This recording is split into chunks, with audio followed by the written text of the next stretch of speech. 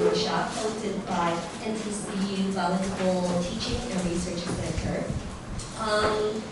Today we're very happy to have Daniel to give this workshop about how to integrate multimedia into teaching material design. And actually Daniel gave a workshop 2 to 3 years ago here about bilingual EMI teaching as a West Go.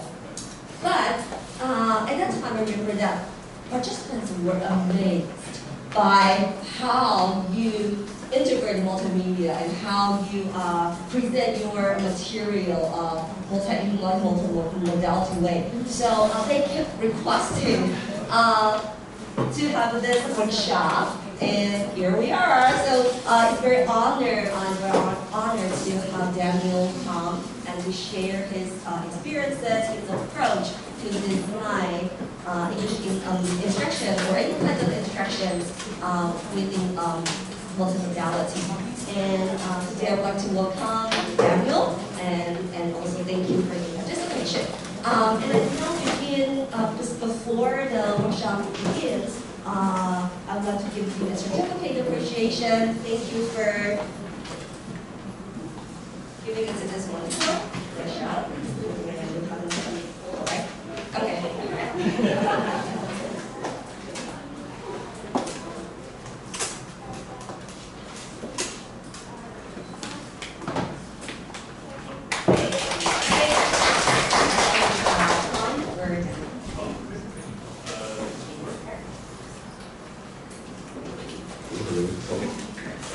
I tend to walk around a lot, so I'll keep tripping on the board.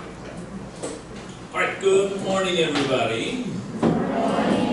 Let's see, where should I begin? First, I used to do workshops quite a bit from Taoyuan, Taichung, Changhua, Yunlin, Tainan, and I went down to Pingdong for one workshop. But then after COVID, everything just kind of stopped. So it's been a while since I've been doing the workshops. Raise your hand if you've been to one of my workshops before. Okay, I know I recognize a few people, but not very many. So some of this stuff, if you've been to a workshop of mine before, you may recognize some of the stuff that I'm going to show you. If at any time you say, hey, wait a minute, stop that, just raise your hand and I'll stop. And I can show you whatever you want to know and I can teach you whatever you want to know immediately if you are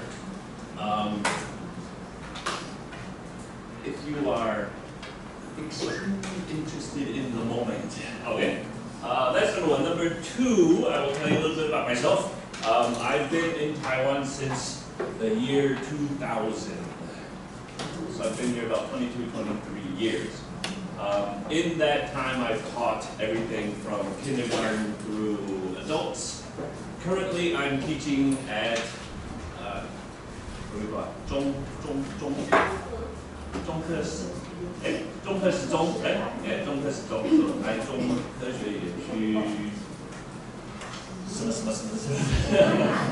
so the experimental high school in Taichung Central Science Park. When I started teaching there, I was teaching world geography, Taiwanese social studies, and computer science. And then my second year, I taught world geography and Taiwanese social studies. And right now, I'm teaching world geography and computer science. So those are the 3 subjects that I've been teaching at the junior high school level for the past 3 years. Before that, I taught at 112年度at a public school for 8 years, I think. I think I was there for 8 years. When I was at the public school teaching what a lot of you guys are teaching now, I taught just English, regular English conversation, and I also taught 生活. I didn't officially teach 生活, but I got the books from the 生活课, and I looked in the books and I developed materials to teach what was in those books. So a lot of the stuff that I'm going to show you now is, for example, there's one unit, I think grade 1, which is just water, right? So, and there's one about, I think there's one about animals or onomatopoeia. I developed the whole thing about onomatopoeia. Lots of different things with that. So all of my information up here, if you look at the front, this is my email. I don't check email very often, so if you email me and you don't hear back from me, one of 2 things probably happened. Either I haven't checked it yet, or it's been so long since I checked it that it's at like number 100 and I've already lost track of it. So it's always better to use line. I don't have my line up here, but my line is just my first and last name. DANIELJENN. Right? And my little symbol is my symbol anywhere? I'll talk about this in a second. My symbol is just a little wavy sign. It's actually Gandan, but it's put together. My Chinese name is Gandan. So then email professional development. If you go to my Facebook page, I think you do have to join. All of the materials that I have that I'm able to share are in my professional development group, 100%.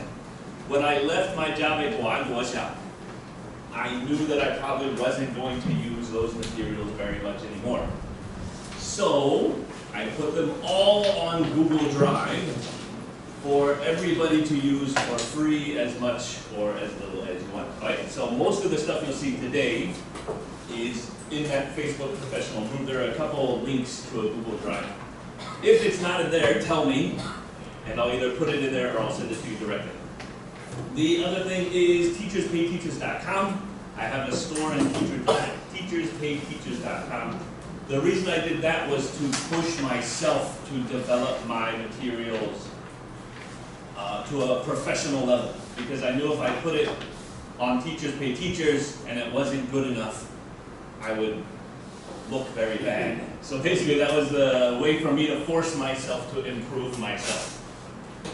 A lot of the stuff is free. Some of it costs like $1, I think, something like that. But if you see something that you like and you want it, tell me and I'll just send it to you for free. Like, so you can find it there, but don't pay for it. Just tell me and I'll send it to you. Okay? I think that's everything for introductions. Any questions before we begin? Okay, so my plan for today is to talk way too much. I apologize in advance. We have a few hours in the morning and then a few hours in the afternoon.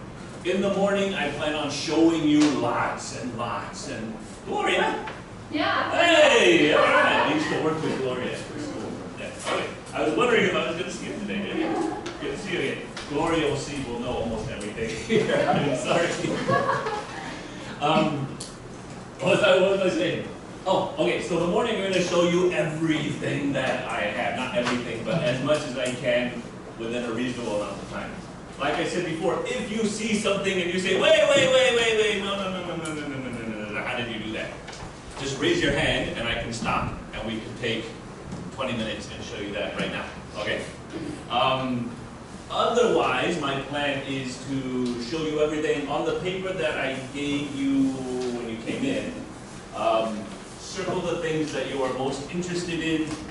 We'll do a couple votes and then we'll spend, we have 3 hours in the afternoon, is that right? Yeah, okay, so we can spend, we can choose 3 different topics and I can show you each one for an hour, something along those lines. Okay, we ready to go? Okay. Where's my mouse? Okay, everything that I'm doing today, as Gloria knows, I used to have a fancy clicker. My fancy clickers kept breaking, and I got really tired of looking for new fancy clickers. fancy clickers is a very niche market. There aren't a lot around and they're really hard to find. Most clickers for PowerPoint look something like this, which for me isn't very helpful because you can't control the mouse. So, on my old computer, the keyboard stopped working because it was a really old computer. So I bought a Bluetooth mouse and keyboard set for that old computer. This is my new computer. After I bought the mouse and keyboard set, the keyboard started working again, so I didn't need it anymore. When my old clicker died again, I just started using the mouse. So that's why I'm carrying around the mouse. Everything that you see today can be done on your leg with a mouse. So that's all you need. 2 buttons and a wheel, that's all you need for anything. Okay, all right. So here we go. This is a picture from me in Yuanli. When I came back from America in 2008, I think, I got a job in Yuanli for 1 semester. So that I can be teaching in Yuanli. I had a really cool whiteboard, or no, not whiteboard, it was a projector. And the thing in my hand, you can see is a black pen with a white tip on it. That is a mouse that if you touch, or no, actually I think it had a button. Or was it a touch? It was a button. It was a button. If you click the button, a little UV light comes out of that white tip. People can't see it, but the projector can see it. And it clicks on your mouse there. Awesome. It was so cool. But I never had a good one after that job again. So, anyway, it's called Box Light, if you ever have a chance to get one. It's really cool because you can control everything with a little pinch in your hand. But moving on, did somebody here develop this? Make this poster? It was you? I want to shake your hand. Very nice. Usually posters are very boring. She didn't ask me for a personal picture, which most people would say, hey, can you give me a personal picture? So that, which I would have given her a very boring picture that would have made a very boring poster. But she said, this is the thing for your workshop, and I looked at it, and I literally, in my office, started laughing out loud. She took my Facebook profile picture, which I just put through, it's called Photo Lab. And it makes you into a cartoon character and stuff. When I saw it, I was so happy. It was awesome. So anyway, I love your poster. You should definitely look into doing this for a full-time job. All right. Anyway, that's all for that. But thank you very much. I love the poster. Okay, first, in little groups, you can have 2 tables together. If that's 3 people or 2 people, or if you want to join this 3 group over here. We have lots of different questions on here. I'm going to give you guys about 5 minutes to write down as many different ideas as you can. First, media. How many different kinds of quote-unquote media can you think of? Right? So just write down as many ideas as you can. Before we start writing, I'm going to have roll number 1. You guys turn around and work with roll number 2. Roll number 2, you guys turn around, work with roll number 3. Roll number, oh wait a minute. Oh, roll number 1, turn around, roll number 2. Yeah, you're gonna have to work with these guys. You say where you are, you work with these guys. Sorry, I messed up. Roll number 3, turn around, work with roll number 4. Roll number 5, work with roll number 6. And roll number 6, work with roll number 7. This is my son, so he's probably not going to be interested in doing very much feedback. So.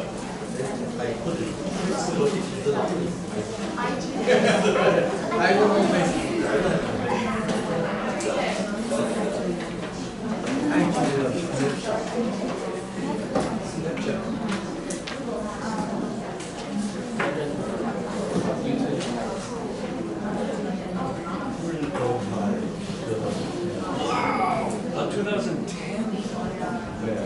Yes. As a student? Oh, wow. What's your name? What's your name? Jeremy.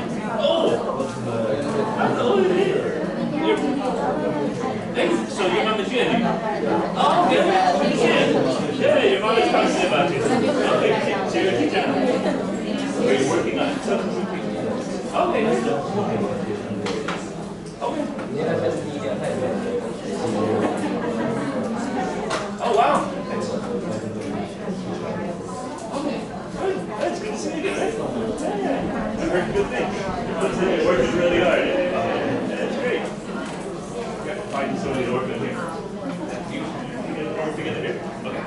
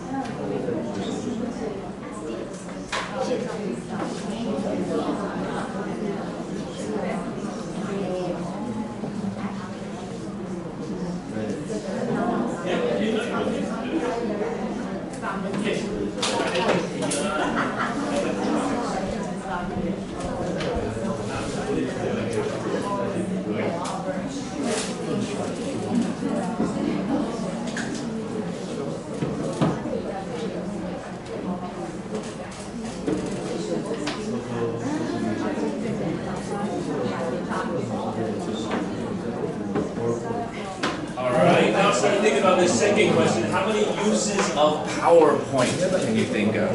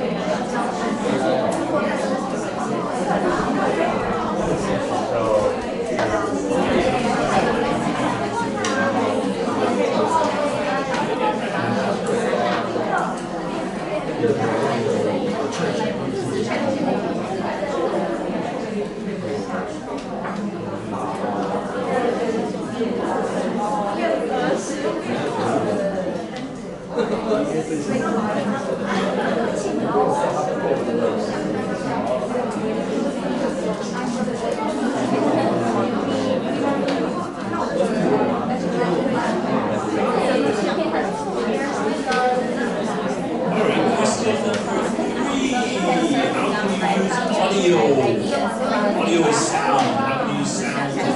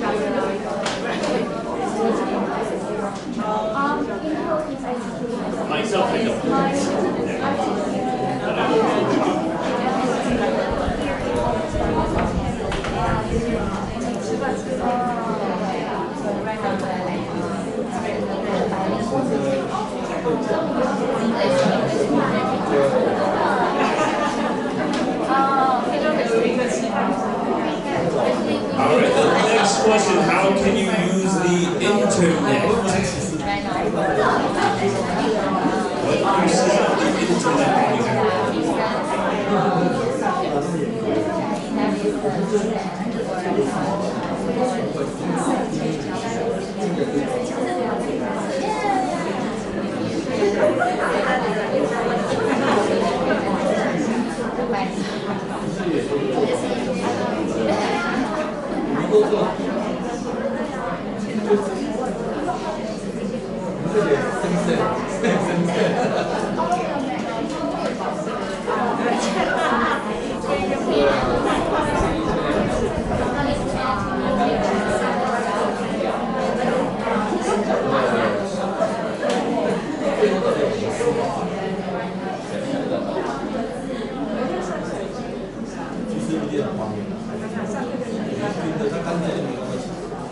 Some of you have discovered that some of these overlap.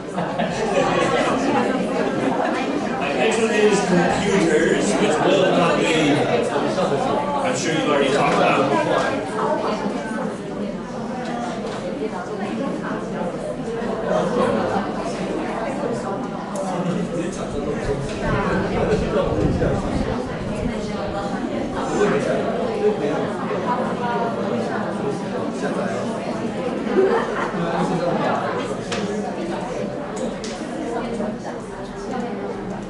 And the last one, how can you use handouts, specifically pieces of paper that you give to your students? What specific purposes can those have?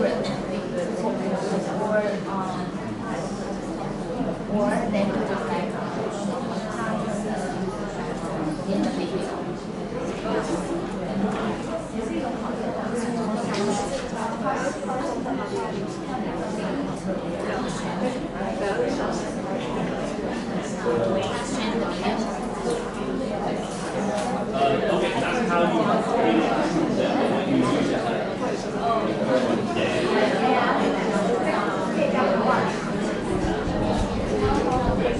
The purpose of the handout. Why do you give students? I'll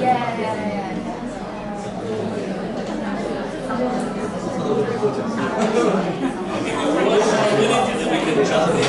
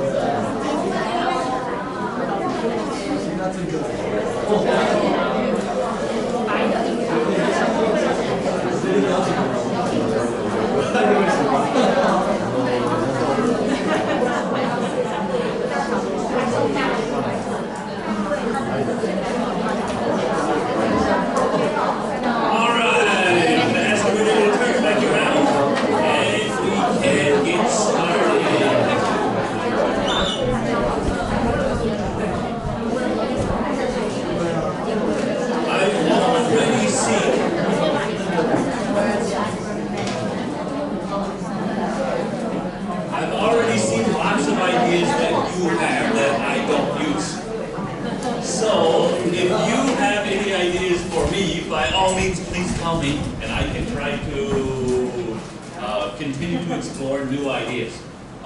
Before we do that though, I'm going to embarrass someone real quick. Sorry, Jeremy. Jeremy was my student in junior high school in 2010. 2010. What's that? 2010. Yeah, 2010. Yeah, 2010. Before I taught at Guoan, I taught at Donghai Fuzhong. In 2008, I finished my master's degree at Chiayi University. So I got my master's in education in Chiayi University. I was planning on going back to America.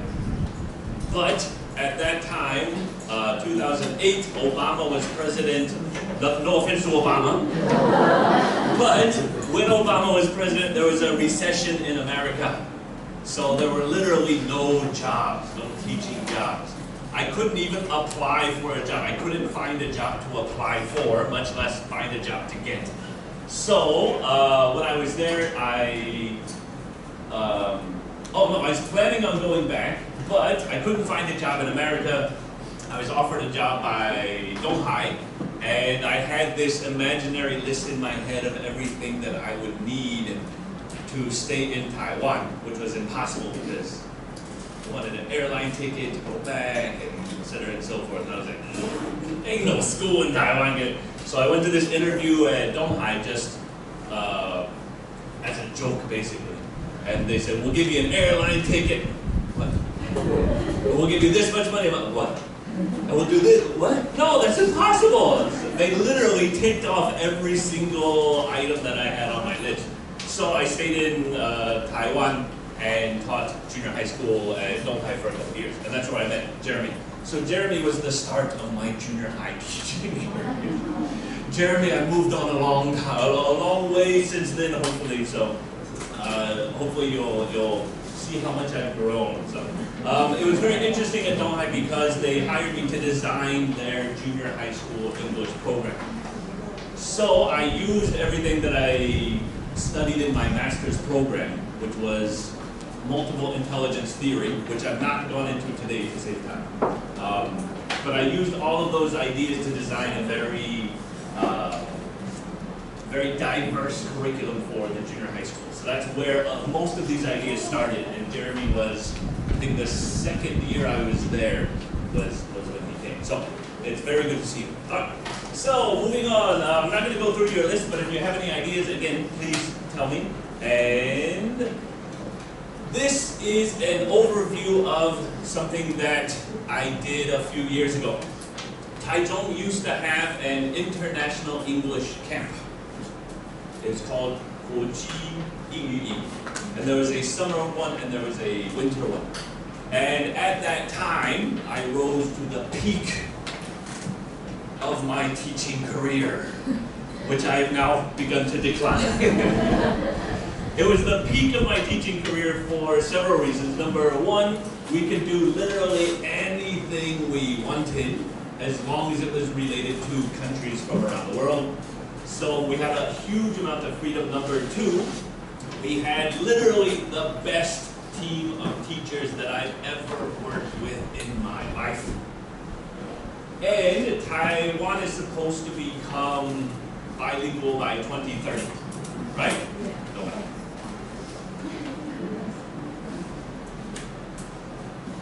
Very difficult.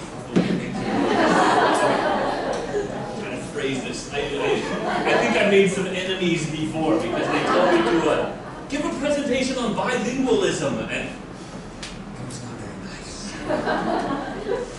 If the government would have continued this camp and expanded the camp, I guarantee we could have made Taiwan bilingual probably within the next 2 years. It's the most absolutely amazing experience I've ever had in my life. We had teachers working hundreds of hours. And when I say hundreds, I mean 200 hours, 300 hours to prepare for a camp that only lasted 1 week. And they were all doing it for free. Because when we went and taught these camps, you can see the students completely change in 1 week. From not speaking any English, not going to open their mouth, to being on stage and doing a dance and singing a song and reading a script and doing all kinds of amazing, amazing things. The year before everything shut down from COVID, the government switched, right? We got a new mayor and he brought in his own team and they killed the camp.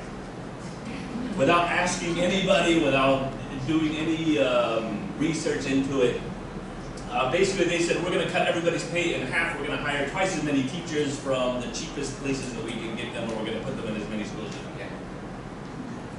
You could not possibly have operated the camp that we were doing under those circumstances, which they very quickly found out, and I'm not sure what the status of the camp is now because I've been gone for 3 years of that. But if anybody has the ear of anybody, this could solve the problem that Taiwan is having now, and I'm not exaggerating at all. It was literally the most amazing experience. The reason the teachers put in 200 hours of free preparation was because the teachers got as much out of it as the students did. I'm going to show you a few things from that camp, but I'm not going to go into too much detail for it. What we did with the camp is we focused on 3 different countries. 1 country for the young kids, 1 country for the middle kids, and 1 country for the high kids. For each one, they all had a song. By the end of the camp, when we were kind of at our peak of doing the camp, we were writing our own music, recording our own songs, and everything tailored specifically to teaching it. We have a script that's built directly from the song, so everything the students learn from the song, they can use in the script when they're on stage performing. The students would make their own dance based on the song, which helps reinforce the learning of the song and everything else. They would also do that dance at the end on Friday afternoon when all of their parents and the government representatives and everybody else comes in. We would have a practice where we take the students outside and we would literally get them as far away as possible across a basketball court. And they would have to shout their lines to one another across the basketball court. So we had students who would go,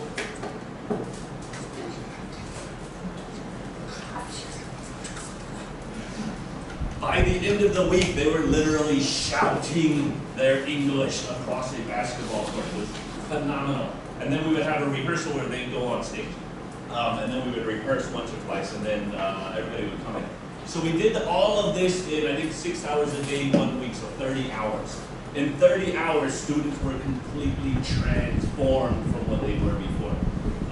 Again, if the government had listened to me, if the government had expanded this camp and made it bigger, then I think we could have alleviated a lot of the bilingual issues. Not just this stuff though. A lot of the stuff that I am talking about today, because I tried to integrate a lot of that into my regular teaching. Each of the countries, or each of the camps would have 1 story associated with it. We would do 1 snack, so the students would actually make a snack. An authentic snack from one of the countries. Right? For Taiwan, we did topping. I bought 36 topping machines so that we could actually make the topping. We did fruit salad, which I'll show you. Excuse me. Today we did hummus, which is from India.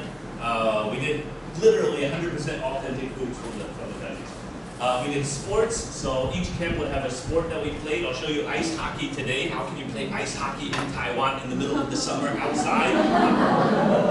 We played, what other games did we play? Sports. We played one from Russia. Anyway, lots of very interesting stuff. Then we do DIYs. So from Mexico, the students would make a sombrero, a big giant hat out of paper, the most intricately engineered project that I've ever done in my life. It took me 2 weeks just to be able to make a sombrero, to figure out how to fit everything together. Students would do painting and stuff like that. We would do games, not just sports, but also games like chess, Moraba Raba, Mankama, which probably have no idea what I'm talking about. I'll show you a couple of them today. There's one from ancient Egypt called Senet. Anyway, lots of different traditional games. Chess. Chess is one of the easy ones that I taught for UK, which should have been for India, right? Recently learned. And other interactive activities. Interactive activities are basically card games that you make yourself. And there are lots of different variations on that you can do. I'll show you a few different ones today. Okay, these are from the camp. So each country would have a geography lesson associated with it. as we're teaching the geography lesson, the students are completing a map and completing these and also drawing vocabulary. So they're integrating drawing into the vocabulary. We don't show them, we don't tell them what something looks like or whatever. We talk about it, we'll show them pictures, photographs, things like that, and then give them a very short time to draw pictures of each one. So really anchored their learning.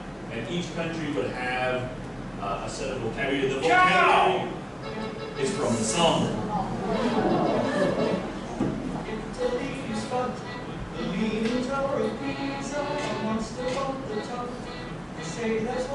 So as we listen to the song, the students would write down the words that they could understand. The ones they couldn't understand, they just don't write it down. They skip it. By the end of the lesson, the students would have all of the answers, and then the teacher would go through and would explain line by line what it means, things like that. The next lesson, the next day, the students would make a dance based on this song. So the vocabulary, the song, the script, the script I think we'll see next. Maybe, yes. So this is the Canada script. So again, they have blanks. To get the answers for the script, we do something called running dictation, which I will show you in a moment, where one student runs up to the front, gets one answer, runs back to their group, tells their group the answer, the group has to write it down. Teacher checks it. If it's wrong, they have to come back, find the right answer again, go back, tell them again, correct it within their group. When they're done, then the next person comes up and finds the next answer. Okay, so again, very interactive, very active in the class. And each country has their own script, again, based on all the countries are different. That is cool, that looks like. Right, and then this is the song that we just saw. Ciao goes here, welcome to Italy. I want to see the Leaning Tower, I want to eat meatballs. So all of the words in the script are connected to the song. So everything the students learn all the way down the line for the entire week is all connected to each other. So again, like I said, by the end of the week, students who couldn't speak any English beyond their name were on stage screaming this script out to the audience. This is the running dictation. So first, student number 1 stands up. One thing about multimedia for me is it's not just about computers. It's about using everything you have. So for me, the students are media. The teacher is media. The paper is media. Student number 1 goes and gets the first answer. They cannot take their pencil, they cannot take their paper. You can do this in your class even without an extra teacher around by just having the paper at the front. So I'll show you one thing that I do with this by teaching now. Right, student 1 finds out the answer. They have to go back and tell their group. They cannot touch their pencil or paper. All they can use is their mouth to tell the students what to write down. Then 2, 3, and 4 write down the answer. And after they write down the answer,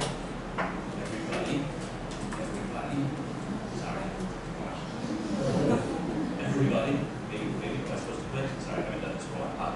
Oh no, there's a problem. Somebody got the wrong answer. Or they asked them how to spell something or whatever, so they have to go back, find the answer, then come back to the table again. And when everybody is okay, then they all have to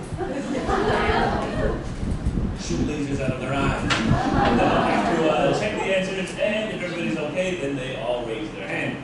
That's when the other teacher comes in. Oh, this guy over here is if there are 5 people. This is not a number. So the teacher comes in, gives everybody a check.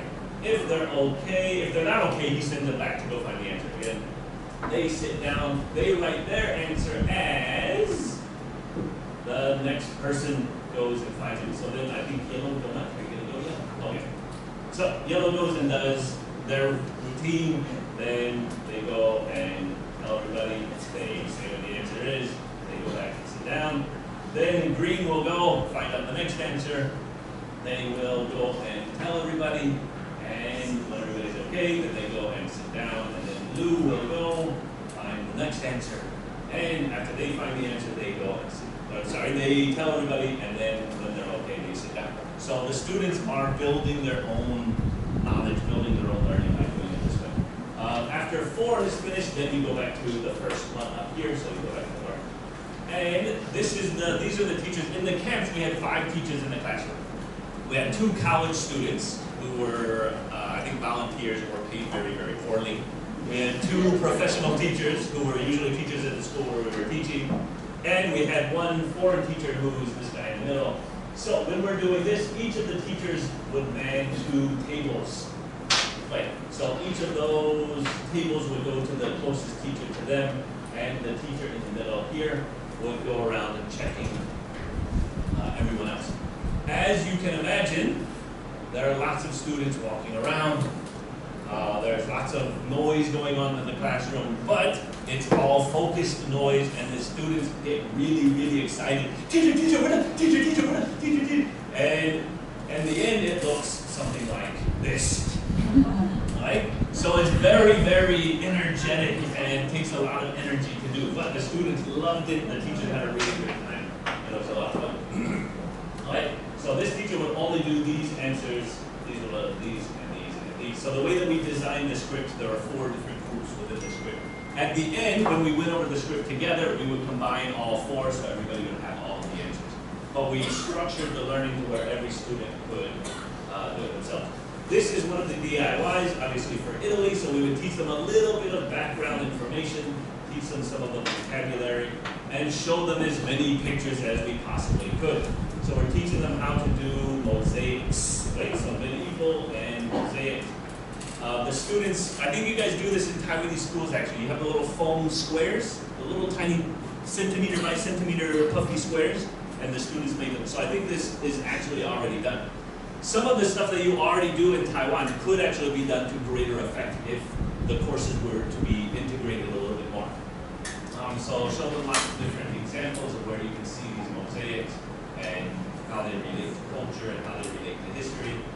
And then Raphael, do you guys know Raphael? Know who Raphael? That's Raphael.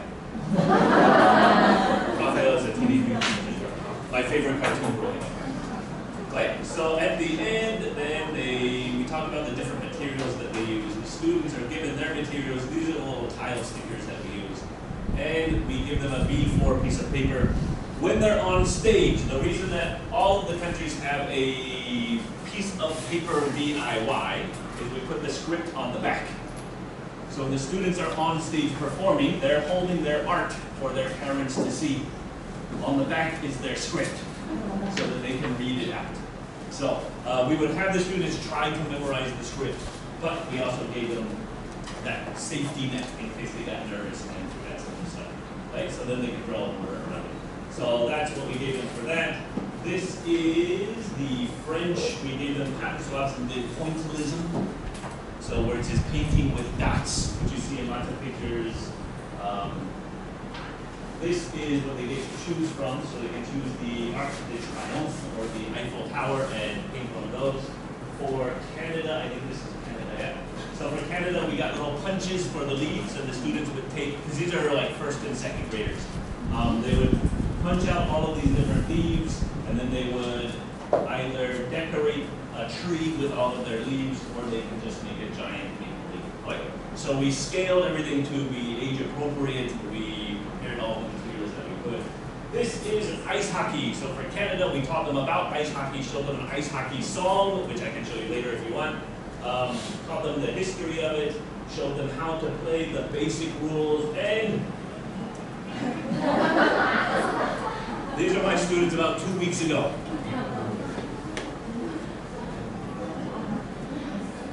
So you go to the bathroom, grab a couple brooms. I've got scooter boards. I think I had at one point 21 of them. I think I have about 13 or something like 15 left. The students use the brooms as the hockey sticks. This is ice hockey because they have to scoot around on their butts around the basketball court. Students have a really good time. Again, you don't need any special equipment. I just used our school desks for the goals. They had to get this is made of newspaper and tape. You take a piece of newspaper, make it into a circle, put some tape around it, and then you can play ice hockey. And this is actually my son's class last year, 2 years ago, I was teaching them about hockey.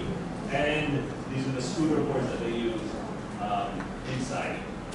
So it's very good exercise. The students were, every time we play, they tell me that it's more exercise than they get in PE class. PE class, they're usually just standing, throwing a ball or By the time they do this, they're exhausted. Well, they got locked up here.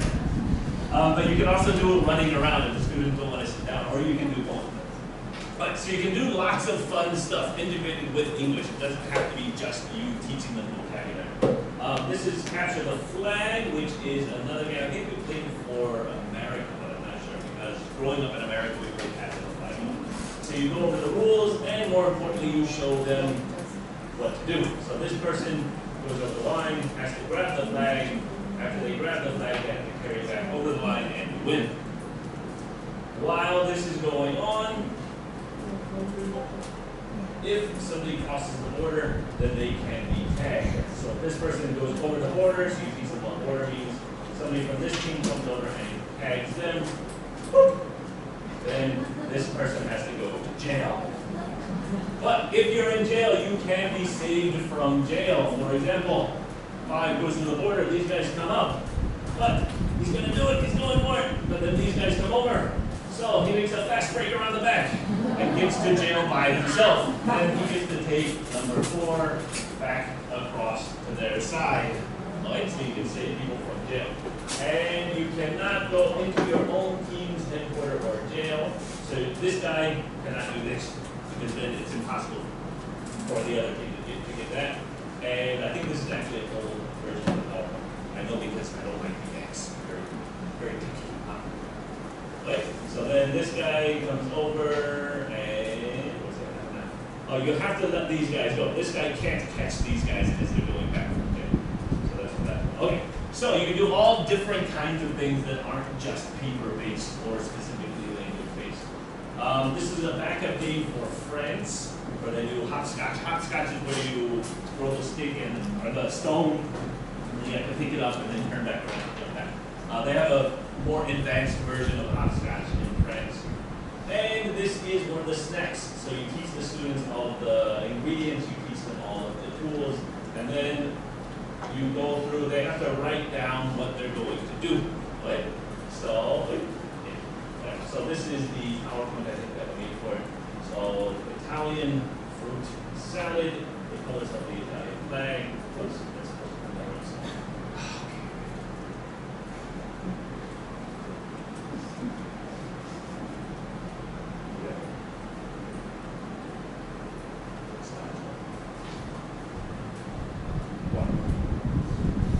Come on, hurry! Of course, you're asking the question to the students. What is this? What is this? What is this? What is this? Ah, there's the honey coming down. Okay. So you go through this and you teach the students step number 1, wash. What does wash mean? They tell you she, and they write it down on the paper. Second, chop, combine, mix, and pour, and then mix everything. So at the end of the period, 50 minutes, the students are eating authentic Italian fruit salad. And of course, the students really like that. Right? This is a matching game that we made for the camps, and it is matching the flags to the countries.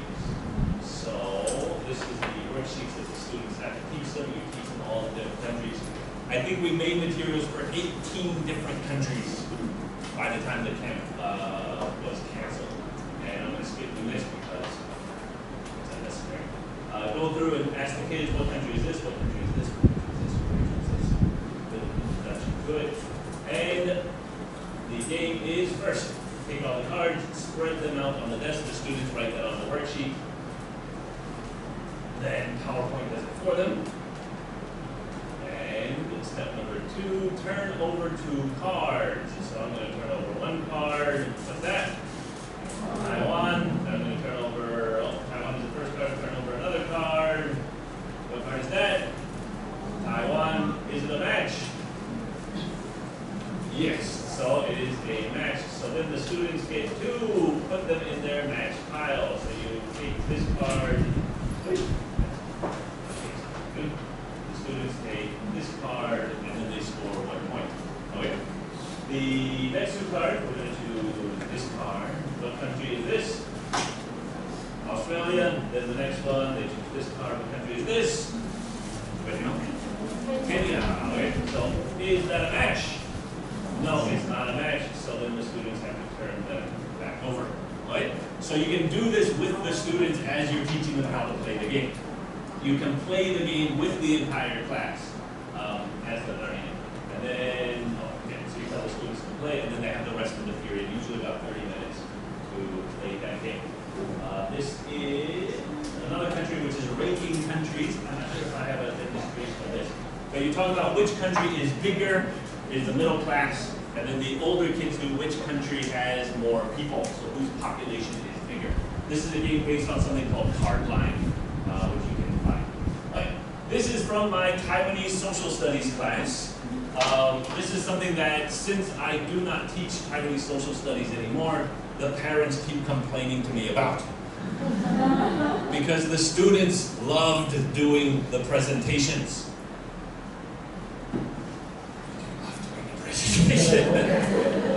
But the students keep telling me, teacher, we like doing the presentations. You should teach Taiwanese social studies. What I would do is I use the Taiwanese textbook for grade 5 and grade 6. Everything that we learned in the textbook, the students had to go and do. When we learned about government, the students had to go interview their lizang. It's called village chief. When we learned about 228, the 228 incident, they have to go and participate in the 228 incident in Taichung. So this is my son going to the 228 incident. They don't have to actually go because some students can't go. If they don't go, they have to take a picture with their computer or TV that is talking about 228. So they have to go through the process of actually living what they're learning. Because Taiwanese social studies should be about their life. So this is Lantern Festival. They can make their own lantern. They can also go and see the Lantern Festival or other places like that. This is White Terror, 白色恐怖. They have to go and find somebody who was alive during the White Terror period and interview that person about White Terror. So this is my son interviewing his aunt. Right? So she told him what it was like when she was a little kid growing up in Taiwan. Right? One reason that I like to do this is when you hear about 白色恐怖 and the White Terror and you read about it in the book, it's always presented as very scary and very bad, and everybody was living under this umbrella of fear. Oh my God, which I totally support teaching that way because otherwise it's going to happen again. But when you actually interview people, unless they were rich or lived in a city or something like that, a lot of them didn't have that same experience. So my aunt told him about lots of people would live like this, but we were poor living in the countryside, so it didn't affect us at all. And actually she said one good thing about it was very, very safe because the bad people wouldn't go out because they might be killed by the soldier walking down the street. So a lot of the students reported back that by talking to somebody who was actually there, so they get a first-person source, then they get a different perspective from the textbook, which is what everybody should always be looking for, is different perspectives. This is Tuligong Shen. So Tuligong's birthday, they had to go to a Tuligong temple and see what's going on in the Tuligong temple. This is, what do you eat? Cao Gui. And tomb sweeping. Tomb sweeping festival, I think it's Cao Gui, right? Yeah. No. Look, maybe it's, yeah, they made that too, which I think I might have pictures of. But one of the things is Cao Gui. Can't remember what it was. Anyway, they had to go and find Cao Gui and try Cao Gui. None of the students liked it. I don't even like it myself, but I still forced them to go and try it. So this is, we actually went to Danshui for one of our field trips, and then me and my wife went back, which is why I took these pictures. But my daughter is learning about this now. She's in grade 5. So the students could actually go to Danshui and take pictures. I had one student who went to see the first Western restaurant in Taiwan. They drove to Taipei to go see this restaurant because we learned about it in the textbook. They went to, I think, Taida, because Taida was built by the Japanese or something along those lines, right? So the students would actually go and see all this kind of stuff. Okay. This is, we learned about Aborigines, Aboriginal art and things like that, so they had to make bracelets. These are the Aboriginal patterns, and this is their own invented pattern. We made different snacks based on different things that we were studying. I'm not sure what we're making here, maybe salsa or something like that for Mexico. This is a game called the Royal Game of which is the first game in human history that we have any record of. So I have it in my classroom, and I also made my own, so you don't have to buy the game. You can also make your own, which I think is this one right here.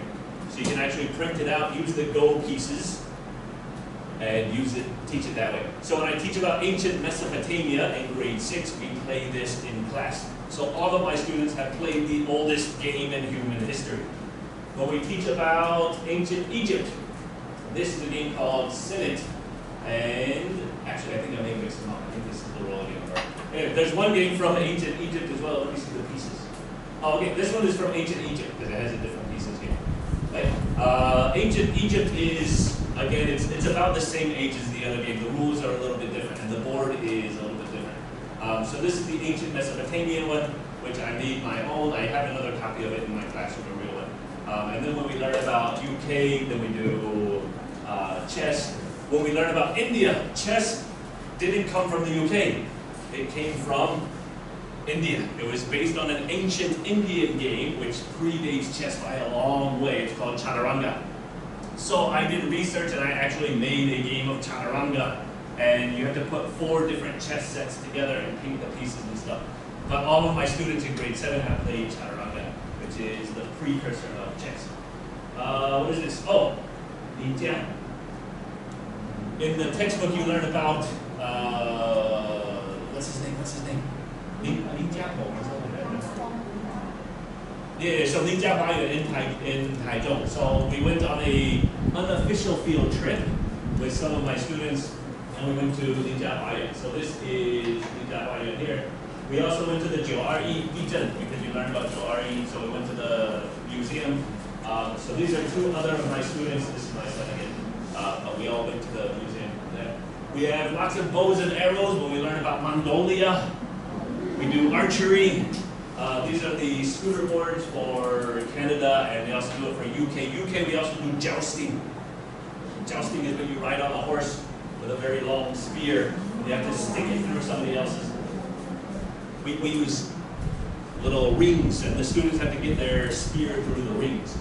It's an authentic game that children played in England like 2,000 years ago. So 100% authentic because we did the research for the campers. Okay, Tangyuan, obviously for Taiwan.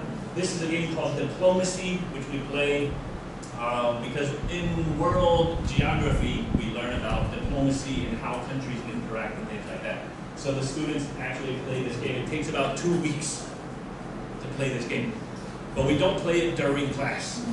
The students spend their own time outside of class negotiating with each other and arranging their strategies and things like that.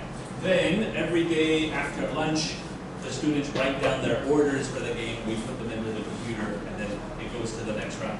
So we usually play for about 2 weeks, and then I've got to call off because it takes a lot of time to do it. Okay. So again, the Lantern Festival students can make their own lanterns. This is my classroom here at that. This is another game called Risk, which will be teach about world geography and things like that. I did not do this. My son's science teacher actually did this. So this is another kind of media is having students do DIY projects. This I do by running dictation. The students are learning about world climates. So I have the world climate map in the back of the room. The students have to run, find where the climate is. They have to come back and tell the other students where to color on the map. Right? So it's not only teaching vocabulary or writing down English words. You can communicate about other different things. For example, colors and things like that. And this is my computer science class. The students are writing the words on the board on top of the projection. So you don't only have to use computers. You can combine physical writing as well as the computers. He is doing a reading check, which I will show you later on today. He actually bought this lantern. That wasn't one of our projects. Okay, so those are lots and lots of different examples of different kinds of media that aren't just computers. You can literally use everything around you, including trash newspapers and brooms. Okay? to design your class. Now I'm going to get into the PowerPoint. So everything that you see for the rest of this presentation is all 100% PowerPoint. Unless it's a picture that I imported from Google. But most of the pictures I actually drew in PowerPoint as well. So this is made in Word, obviously. The story is Brown Bear, what do you see? I think it was grade 3 or 4. I was teaching it in Wuhan. So for the presentation, we have lots of different colors.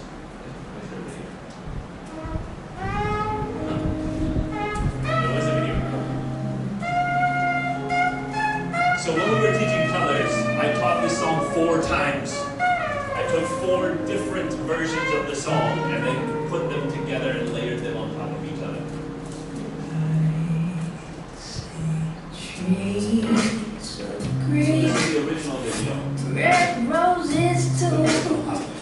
I see them bloom for me and you, and I think to myself, what a wonderful world.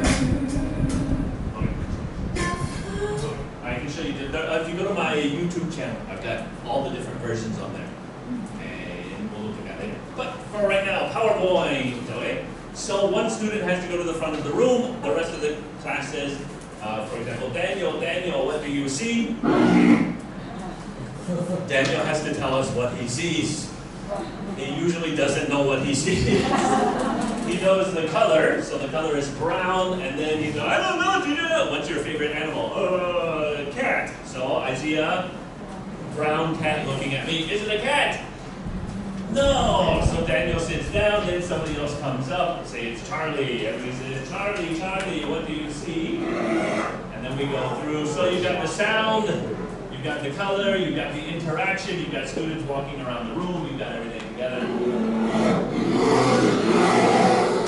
As long as it takes, you can take it as long as you want. If you want to skip ahead, if teacher said, no, show me number 9, then you can actually click on number 9, and it'll reveal it that way as well. Okay? And then once the students know, then they write, I see a brown. This is their worksheet. Well, they said they put the worksheets online. They're going to have them print them, but it'd be like 20 pieces of paper, or there are 40 pages. So 20 pieces of paper. If you have it online, then you can follow along with that. So I see a brown, and then they're right there over here looking at me. Okay, next one. Now we know it's brown bear, so the whole class says brown bear, what do you see? So everybody in the class is participating. One student comes up, and they have absolutely no idea. They usually say pink fish or something like that. And then you go through. And these are the real sounds from the real animal. So these are actually the cardinal sounds. So I went on YouTube and actually found authentic sounds. And again, you can skip ahead if you want. Right? So then you write a red bird, and obviously you keep going through until they finish. Okay? So that is one way that you can use the story instead of just telling the story. The students can help complete the story by interaction, by talking, by speaking, by listening, all these kinds of things. A lot of the students, I think it was, it wasn't this, but it was similar to this. I'm going to show you later on. I learned a new Chinese word from my students because the student wanted to say, I said, what's your favorite animal? And they said, 鸭嘴兽. And I said, I've never heard the word 鸭嘴兽. But in my brain, I said, 鸭, duck, 嘴 is mouth, and shou is creature or beast or something like that. Platypus! So that day, he learned a new word, and I learned a new word as well. Right? So the students could say anything they want. Lots of students would say orca if they go to cram school because they want to show off. A lot of them will say whale or stuff like that. But the low-level students can say monkey, cat, dog, or whatever they've learned. Right? So everybody can operate at their comfort level. This is a similar idea, but I use this in the background in conjunction with another activity that has nothing to do with this necessarily. So the students will, one student will be in the back, one will be in the front. Student in the back asks the student in the front a question, student in the front answers. After that, the student in the front gets to choose a number. I click on the number, that student has to try to guess what's behind the numbers, right? So this is just an addition to make it more interesting and engaging for the students. So you can go through, and when they guess the word correctly, I don't even remember what this is supposed to be. I think it's for Japan, but I don't remember what actual vocabulary word is supposed to be. I think busy or something like that. Right? Some of them are easier. Oh, not this one. This is, I think, light. So once they guess it correctly, you can just remove the pads. This is billboard. So these are all for the Japan camp. We're doing okay. This is technology. And you can literally put any picture behind these that you want, and it's like 2 minutes tops to do that. Okay, so this is called, I already removed it. No, there we go. So these are called triggers when you click on something and something happens. If it is something like this is not triggered. This is just in order. So you put the animations in. So on the paper, on the back of your paper, that you've already got, you can see that the first one is reveal with trigger, and the second one is reveal without trigger. So reveal without trigger just means you pre-plan all of the animations. Reveal with trigger means you have to click on something for it to happen. Alright, so moving on to here. Alright, this is another story, but a different way to teach the story. Everybody knows the very hungry caterpillar, right? So the unit in the book was obviously, why would you tell this story? Because of food, right? So you're not teaching about caterpillars, you could use it to teach about life cycle as well. I think some teachers do. But for this one, we have the caterpillar and he slowly comes in. We skip that. So this is the story in the light of the moon. What does light mean? Quang. What does moon mean? Yang. A little egg lay on a leaf. What does egg mean? And what does leaf mean? Okay, so as you're telling the story, you're asking the students lots of questions and everybody's answering. Then this is the egg. So we have a vocabulary word on our paper. I'll go back to the paper here. Okay, so here is our vocabulary word. The students have to write the word here. So this is an egg. Student, no, teacher, what's wrong with the word?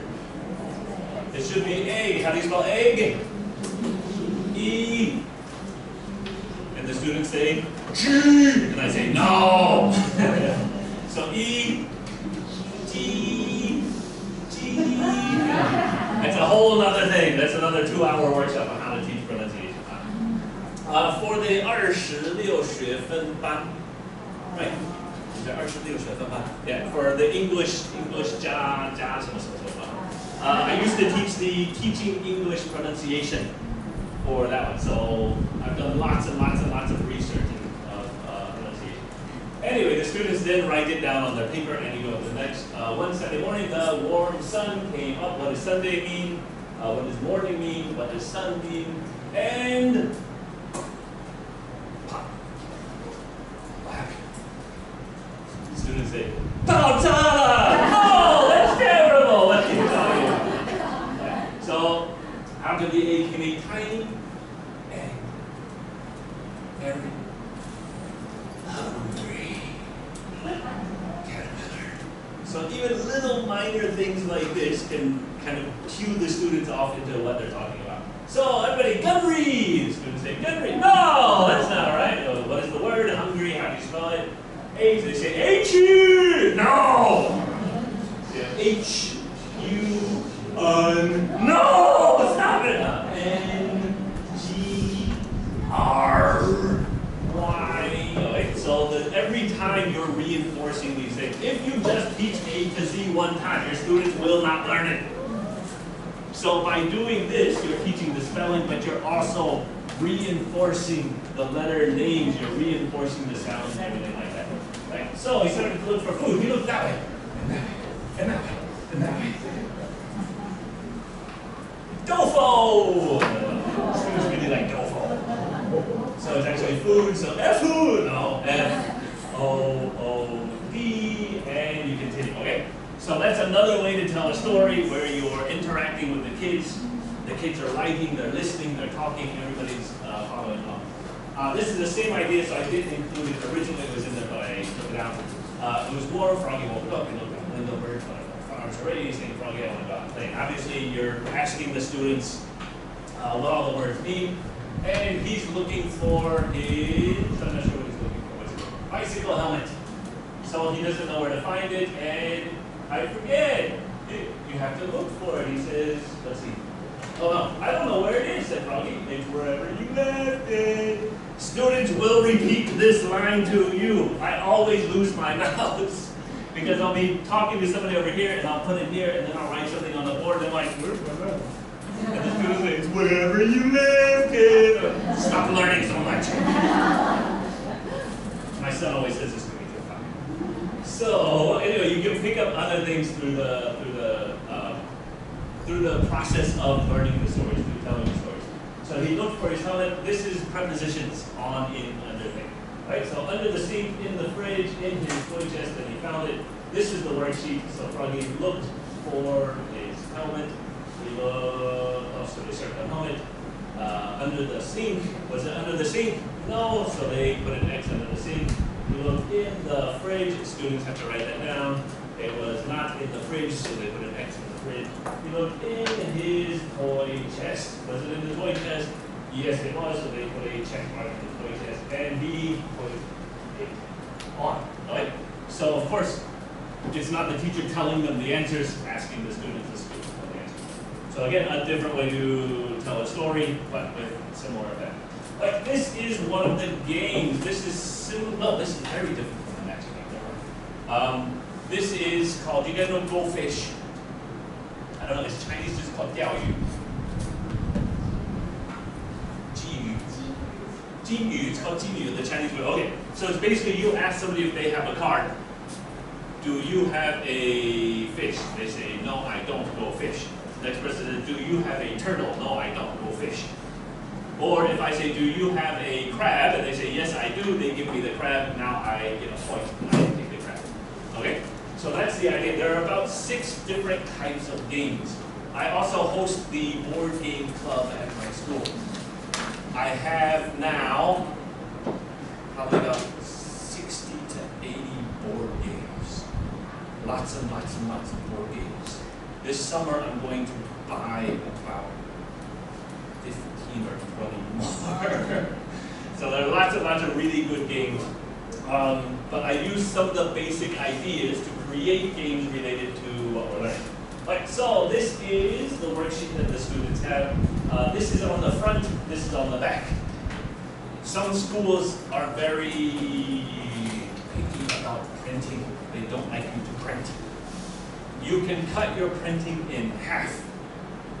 If you print on both sides of the paper, one side has this and one side has this, and then you cut it in half. So the students all have smaller pieces of paper. I usually print on B4 and then cut it in half. So each person has a slightly smaller than A4 piece of paper. Okay? It's called the borrowing card game, and this is for very beginner learners where you're just teaching them pencil, eraser, things like that. So what happens first is, so for this, your screen's in the front. You say, first you take out your card. You act like you're taking out cards and then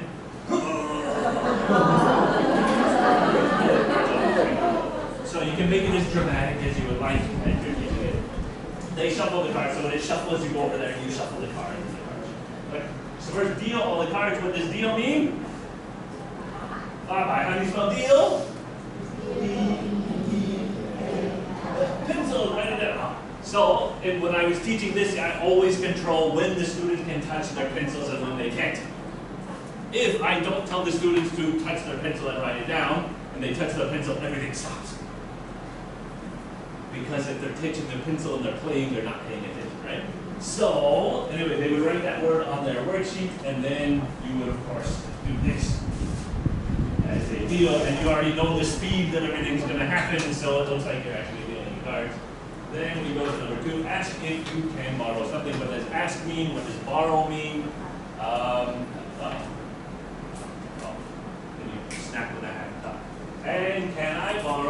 this? Usually the students say pencil. You say, can I borrow a pencil? No. Can I borrow a pencil? So then they repeat it again. Can I borrow a pencil? What is this? Eraser. Oh, can I borrow an eraser? No. Can I borrow an eraser? So again, you're teaching grammar, but you're not teaching grammar. You're teaching them how to play a game. If they're learning how to play a game, they're going to learn that grammar as quickly as they possibly can, right? If you're teaching them grammar, they're not going to remember anything.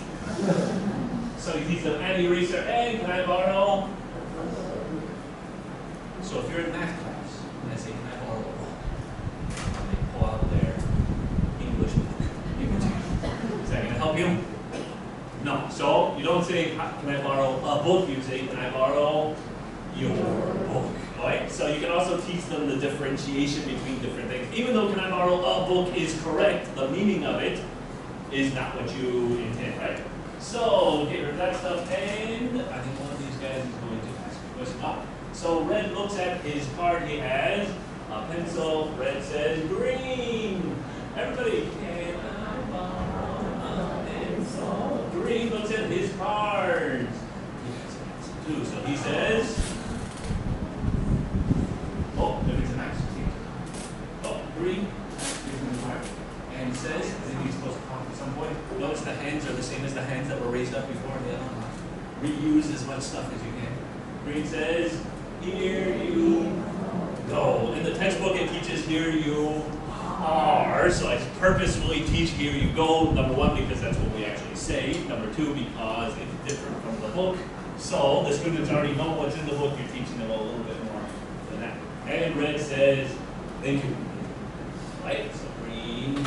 Back. Red puts the card up. Sorry, I didn't put the whole thing. Red puts their cards down, and then you go to the next person. They ask somebody else, and then you go around. So you teach them what happens if you get a match, what happens if you don't get a match, what you should do with the cards, how you should respond, everything like that. This next one is also a matching game, but it's considerably more complicated. These are the vocabulary words. So I think it's grade 4, maybe, the verbs and stuff. This is the directions for the game. This is how they set it up on the table. So, same idea. To prepare the students for the game, you ask them what these are. They tell you, and they write them down on the back of their paper. After they write down the words, they're ready to begin. So, first, number one, something all the cards face down on the table. The word is spread. You ask them, what does spread mean? Some of the students, if they know English, will say 涂奶油跟涂的，比如涂的，那也懂，比如就是分散在桌上啊。So you can ask them what all the different words are, and then you pull the cards up onto the screen. After you've got it set up, then player one turns over one question card and asks it. Then you can ask the student to actually choose a card. So I would ask somebody which card, they would say this one. They turn over that card, and you have to ask a question. So the question is he? So you're teaching them actually the symbols for male and female. So you've got learning going beyond what's in the book. Is he a piece of chalk? Teacher. So is he a teacher? Is the question. Player two turns over an answer card and answers. So say you want this one, and I'm gonna answer. Okay, so here we go. So the answer is no. You fell into the same trap the students fall into. I asked you, is he a teacher? And you answered, no, she isn't. Is that the correct answer? No, it should be, no, he isn't. So again, this is just a thinking skill. Students are used to seeing something and saying something very simple. They just repeat what's in front of them. This teaches them that they can't just repeat what's in front of them. They have to think about the communication that's going on. So they have to think back to the original question and then answer that question. You can also get things like this, because I heard some people say she, because it's a nurse. Sexist.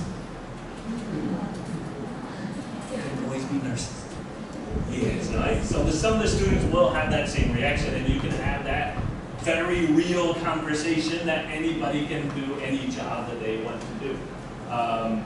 When they do actually find the right answer, I don't know where the answer is. I'm cheating on it. Oh, is that it? I think that's it. Yes. Okay, so when you get the right answer, then you click here and it takes it away. Okay, so you can actually play the game in the class as you're teaching how to play the game. Usually what I would do is I would take one class period to go through how to play the game. Everybody in the class would have at least one turn to pick a card.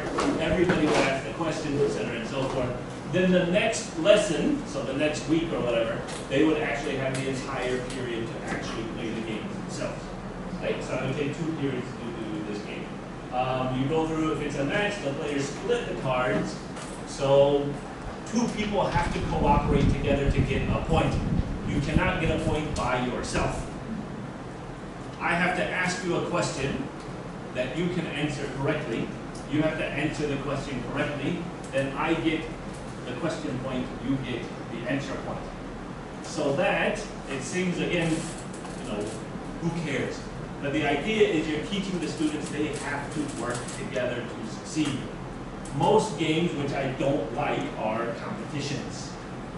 It's who can get the most points and block out everybody else. With games like this, the students have to cooperate in order to score a point. So it's teaching them different skills beyond what they're going to normally learn in school. Like, so if it's a match, they split the cards. If not, they turn the, oh, this is, how do you say S-H-E?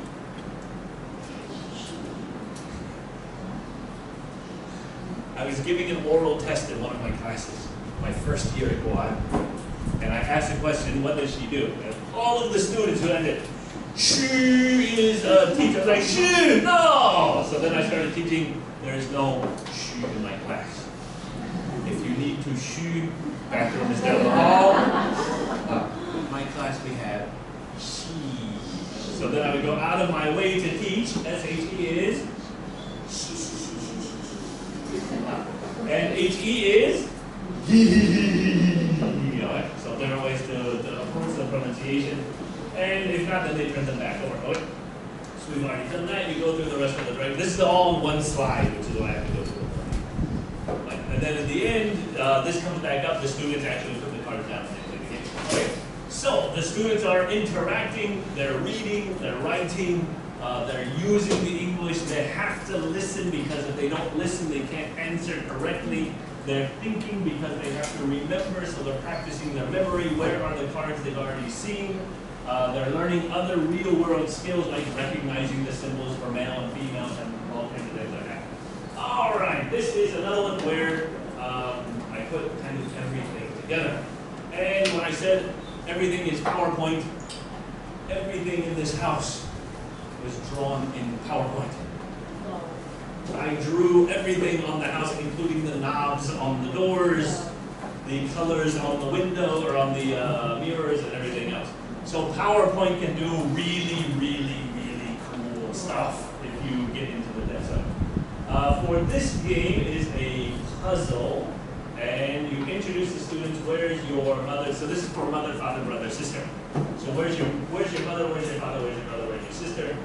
You take them through the grammar. When you ask where's your father, you answer he, mother is she, friend is he or she. Usually what happens is friend he or she. The girls will say she, the boys will say he, and the teacher says no. So you can be friends with anybody you want to be friends with.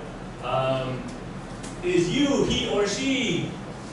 The girls will say she, the boys will say he, teacher says no. I say, where are you? You say, I am in the dining room. So again, teaching them to think beyond just what the paper is, right? So this is the bathroom. They can draw little pictures. They usually like draw a toilet, draw a bed, draw a table, kitchen, living room, and yard. So for this game, we have a house, but it's not a normal house. It's a haunted house. And it's supposed to come out by itself. Okay, so for this, what happens is one student's in the front, one student's in the back. Student in the back asks the student in the front, where is your mother? So we click on mother. Student in the front says, she is in the, where is she? In the kitchen. Sexist. Is she in the kitchen? No, she is not in the kitchen. Okay, so we turn off mother. Student in the back comes to the front. Student in the front sits down. New student goes to the back. Student in the back. That student in the front. Where is your? Oh, hey, you guys are good gamers. Huh? You teach the students that if they keep asking mother, they're going to find her very quickly. If every time they ask a different person, it's going to take forever. So this is again a life skill that you're teaching the students. They should strategize their approach to everything, especially learning, and they'll get more of an effect. So where is your mother? Okay, so where is she? Dining room. In the living room. Is your mother in the living room? No, she's not in the living room. So turn on mother. Student in the front sits down. Student in the back comes to the front. New student goes to the back. Where is your mother? If they've already guessed father, brother, and friend by now, they finally realize maybe we should focus a little bit more. So then they ask mother again. Okay, where's your mother? In the backyard. Yeah. Mother is in. Oh, your mother is very ugly. Is that your mother? No, hopefully they don't say yes. Yeah, it looks just like my mom. So what is it? It is a tiger, not a tiger. A wolf. What kind of wolf would be in a haunted house? A werewolf. So now we're going to start learning about monsters and other things like that. Okay. So to be very quick, I think brother is in the. Is he here? No. Oh my gosh, I forgot. Where's your brother? Oh, there's your brother. So he is a mummy. He's not a mummy. Sorry. When the monster pops out, it's not your mother. The werewolf has taken your mother. The mummy has taken your brother. Father is here because we're not sexist. Sister's in the bedroom. Friend is in the living room. And I am in the dining room. So the idea is this takes a whole period. On the papers that they put online, there are cards. I think I have a full. Right, so the way the card, ooh, it's in color, oh my gosh. It's not the printed color. Black and white is fine. Right, so this is the back of the cards, so the students can't see the answers, which is just this house and the background. Then on each one of the cards says, your dad is in the kitchen, one is your friend is in the living room, one is your sister is in the bedroom. It's got all of the answers. So before I have the students do this, where they're asking and answering each other, every student gets one card. So everybody in the class has one answer. Then I put them into groups of 4 students. So in the groups, they can't show anybody else their card. They have to ask each other, where's your mother? If she has mother, she will tell me. If she doesn't, she will say, I don't know. Then the next person has to ask somebody else another question. So they play in their groups first to collect some of the answers.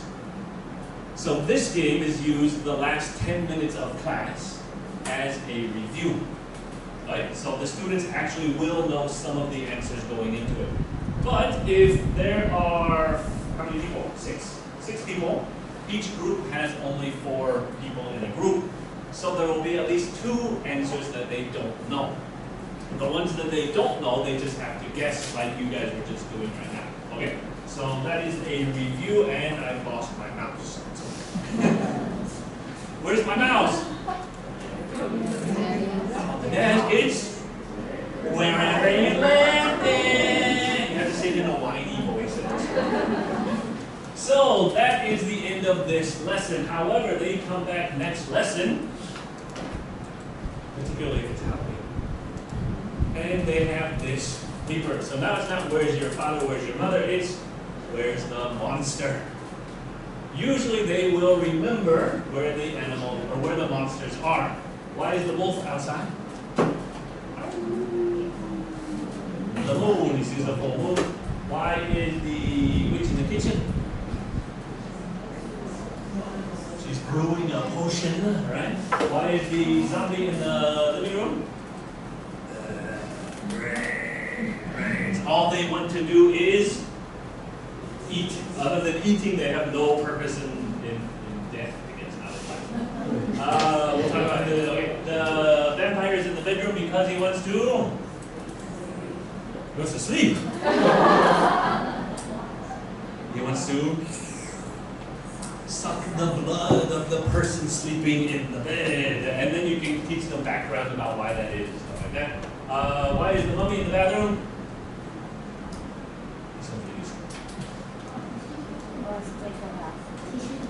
The toilet paper! He dropped on the toilet paper! Hey!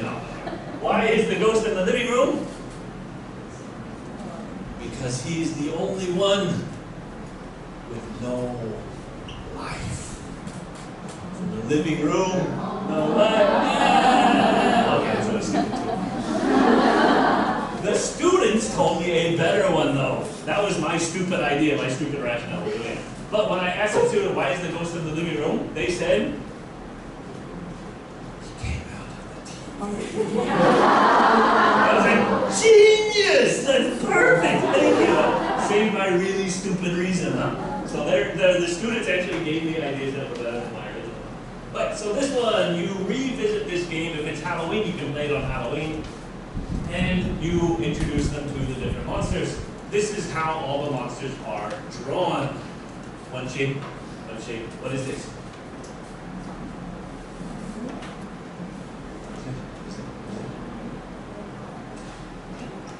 Good. Oh, I think I heard it. What is it? What is it? What is it? Notice the ears are actually hearts. Yes, this is the witch. So then once they guess it correctly, you can reveal. And the witch has, I think, 256 pieces or something like that. But now that I've drawn the witch, I can change literally everything about the witch. I can make her individual hairs move. I can make her teeth shake. I can do anything that I want. So you teach the witch, you go to the next one, and this is a...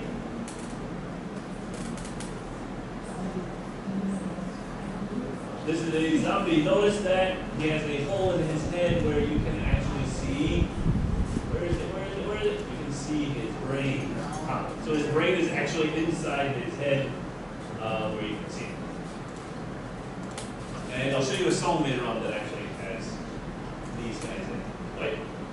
And again, the hands you will see repeatedly. I reuse as many pieces of everything that I can. The witch's hands and the zombie hands were the same. This is a ghost, so very easy. That's just the ghost right there. Right? Then this is a mummy. Each individual bandage is different. I have different mummies with different skin colors and different bandage colors and stuff. You know what to use it for. Then this is the werewolf, who is very happy. No, he's not very happy. That's just right. And finally, we have the vampire. The vampire is the same as my mouse, who is also the same as something else. He's going to be a skeleton at some point if I ever get back and finish what I want to do. So you can reuse the same thing again. Wait, so this is the haunted house, but now we're hunting for monsters. So, well, this owl you'll see in another story soon. Oh, my mouse! Where's my mouse? Come on, mouse. I think my rack is down here. Did you see my rack before? Oh, yeah, okay. This is actually a window that goes behind the house. Where's my rat? All right, I'm not waiting for the rat. Okay, so now the students have to remember where the different monsters were. So this will be easier. Where's the werewolf? Backyard. Huh? The werewolf's in the backyard. Okay, there's the werewolf. Okay, where's the witch? In the kitchen. Where's the mummy? In the bathroom. Where's the vampire? In the bedroom. Where's the ghost? In the living room. Where's the zombie? In the dining room. remember, right? Because they've already been through that whole process. And now they're very excited because on the back of your paper, the back of the worksheet, who's any proof? Use something to kill something. So they have these options and they get to try to kill the animals. Or not kill the animals, kill the monsters. Kill the monsters. And we'll start with the easy one. What is fire? What do you kill with fire? Fire, the words change colors here. Okay, so what do you kill with fire? Vampire? Vampire? No, not vampire. Zombie. Yeah. No. So vampire, you have to destroy the bandits. There's actually a backstory for every single monster. The backstory is something growing up in America or in the West. You know all of these backstories very well. But in Taiwan, kids don't learn this kind of stuff. So you can actually teach them the backstory for Halloween of all of the different animals and stuff. What at stake? This is an easy one, I think. Oh. What at stake is vampire. You have to stake his heart, which actually doesn't kill him, but that's another story. Silver bullet. Werewolf. Only silver can kill a werewolf. Let's see, water. We'll go with water.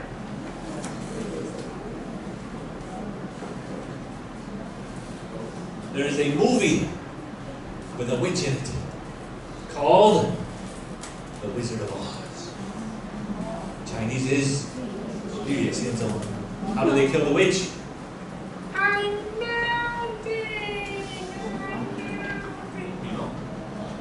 Go watch Wizard of Oz.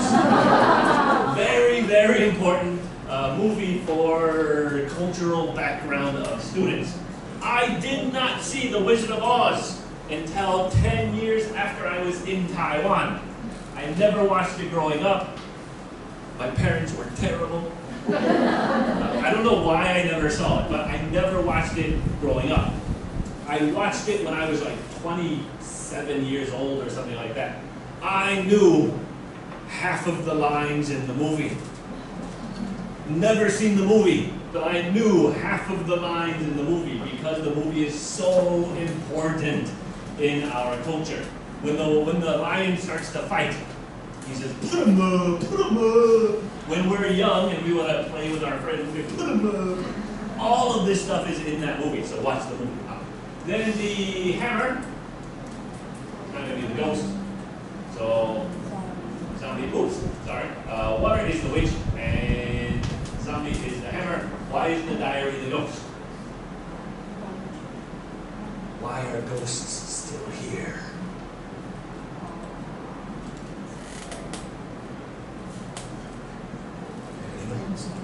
Why do the ghosts not leave? They have some kind of, they have some kind of unfinished business. So how can you release the ghost? You have to find out what their unfinished business is. So you get their diary, you read it, find out what's troubling them, and then you get it out. Very complicated, yes, but interesting background for the students who are like, oh wow, this is so much better than pizza and fried chicken. Right? So, okay, that is that game. So you can play it twice. The students get really, really good at it. They are 100% engaged the entire time. They have a lot of fun. This is a story. I wrote it for, I think animals. I think that was the original point. So I had frog, elephant, there's owl, and a few other animals. Okay? This story, I'm only going to show you a couple slides, but it took me, I'm guessing, probably about 80 to 100 hours to make. I found the story online. I rewrote the story to be what I wanted it to be for my class. Then I drew all of the pictures and then went and animated everything. So it takes a really long time. At my new job, I have to prepare 14 lessons a week or something like that. I have to prepare a lot of different lessons every week. I'm extremely busy. At my old job, which is why I started doing workshops, I only had to prepare 2 lessons a week. I would teach those lessons like 9 to 11 times each. So I would spend to prepare one lesson. I could spend like 10 hours. It was awesome. So that's why I developed all of this stuff, because I have to keep myself busy. If I'm not busy doing something, I will go crazy. So I would keep myself busy developing all of these things and drawing all of these things and doing the animations and stuff. So this is about 3/4 of the way through the story. First, the owl that you just saw before, only from the back. Fine. Looks very complicated, right? These are just hearts. If you look again, each one of these is just a heart. A whole bunch of different hearts layered together. The owl, so I drew the owl. That is owl picture number 1. Picture number, oh, missing. Picture number 2, picture number 1. So it's actually only 3 pictures in this entire thing, hearts and 2 owls. There are other ones that are much more complicated than this, but even only teaching 2 lessons a week, I did not have time to do intricate animation. So where I could, I would simplify the things that I was trying to do. So the owl flew to the top of the highest tree, on top of the tallest mountain to get the key. And these are all words that I would teach the kids as I was going through. The students learn owl, how do you spell owl, O-W-L, same as hungry caterpillar, same as froggy, same as everything else. Then the next one is the element. And some of you have to do provide your own sound effects. So the element comes in and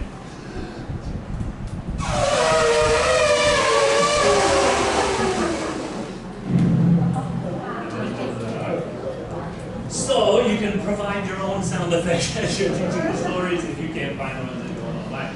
Right?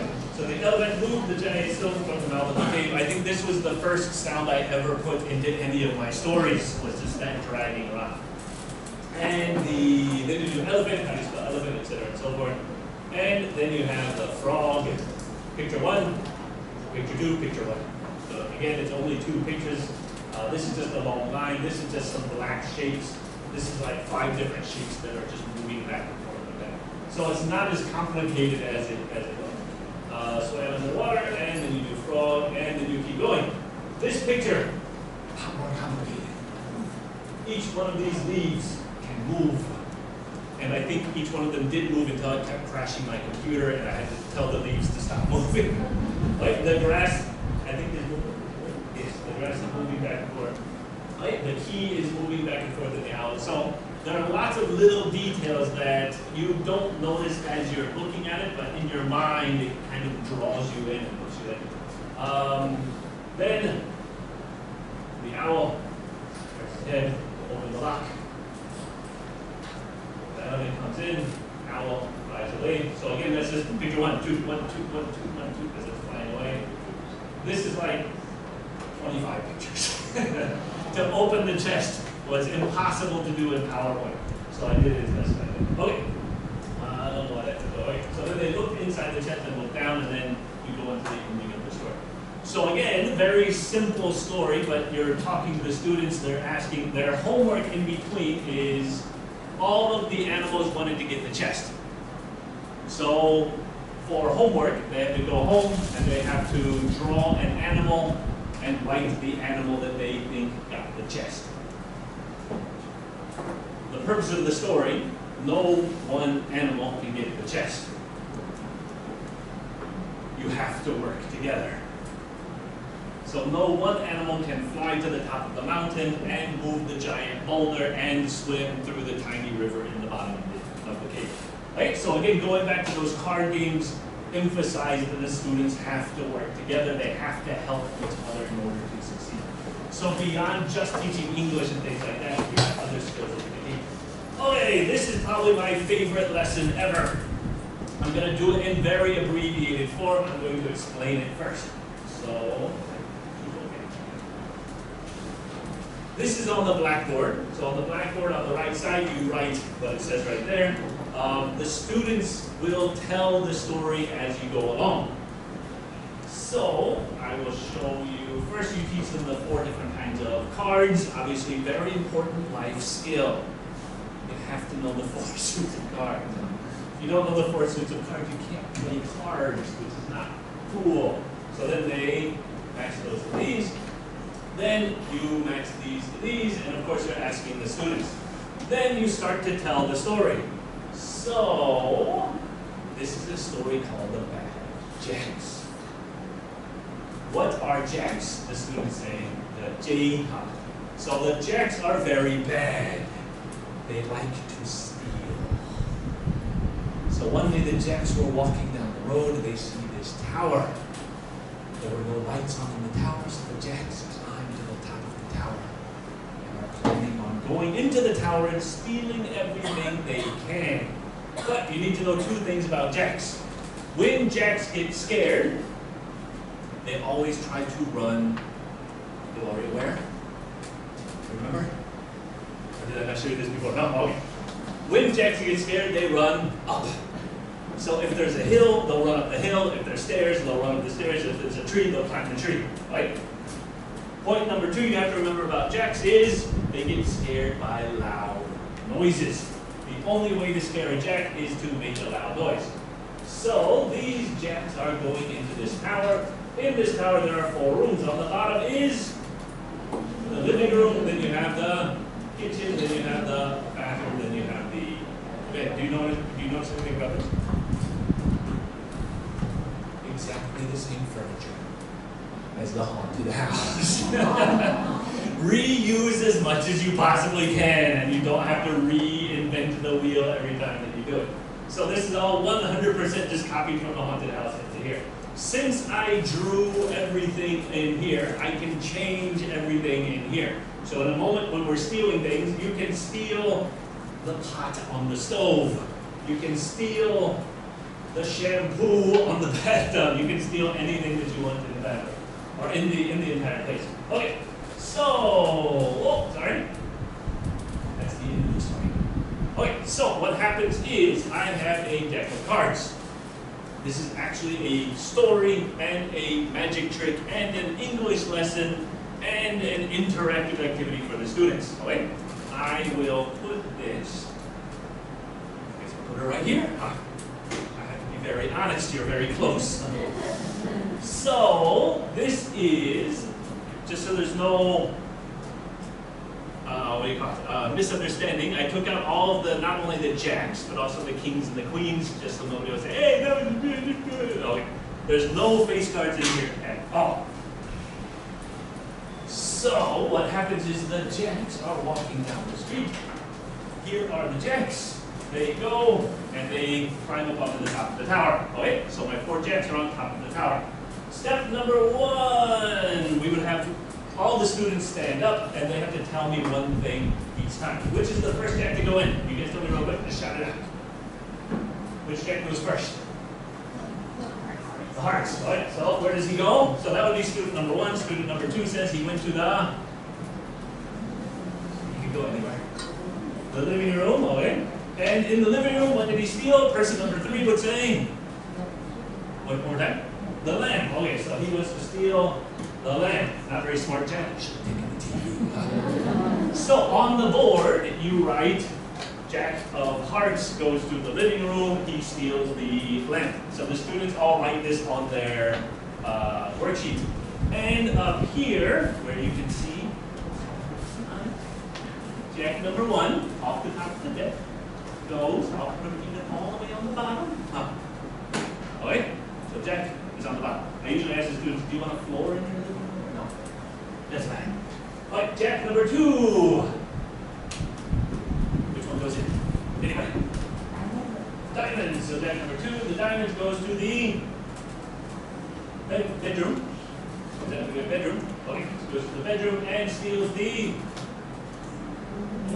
mirror. All right. Students usually steal the bed, but that's all right. And then you make a joke about he's not stealing stuff, he's moving to a different apartment. So then Jack number 2, I will put him near the top. Okay? Going up. All right. And then put it back on there. Okay. So the students write that down on their paper. Jack number 3 is, so now you're on what, student number 6 or something like that. So you can get through an entire class with everybody giving one piece of information. Spades or clubs, who's next? Clubs, okay, so clubs goes in, where does he go? He can go to the same room if you want to, or he can go to a different room. So students can literally do anything they want. Bathroom, I think there's no bathroom and steals the the bathtub. Oh, usually students say toilet. Bathtub's even bigger. So okay, he can still get the bathtub on himself. Not a problem. They write it down on the paper. I take the next jack a little bit further down. Okay, that was fair. Okay. Okay. Then the last jack is the jack of spades. So that's student number 9, 15, something like that. He goes to the. Oh, he wants to go to the kitchen, so you guys want to go everywhere and steals the refrigerator. Oh my gosh! All right, so he is going for the big ticket item. Right? So then I take the jack, the last one. Kitchen goes to the bottom. Okay, and put it back in. And wrong. Somebody saw it. Who saw it? The bird. What bird is this? Not the owl. You guys don't recognize the bird? No, different bird. It's the Twitter bird. The bird from Twitter. Come on, guys. I've never used Twitter actually in my life. So the bird from Twitter likes to communicate, huh? The bird flies away and gets the police. The police come back.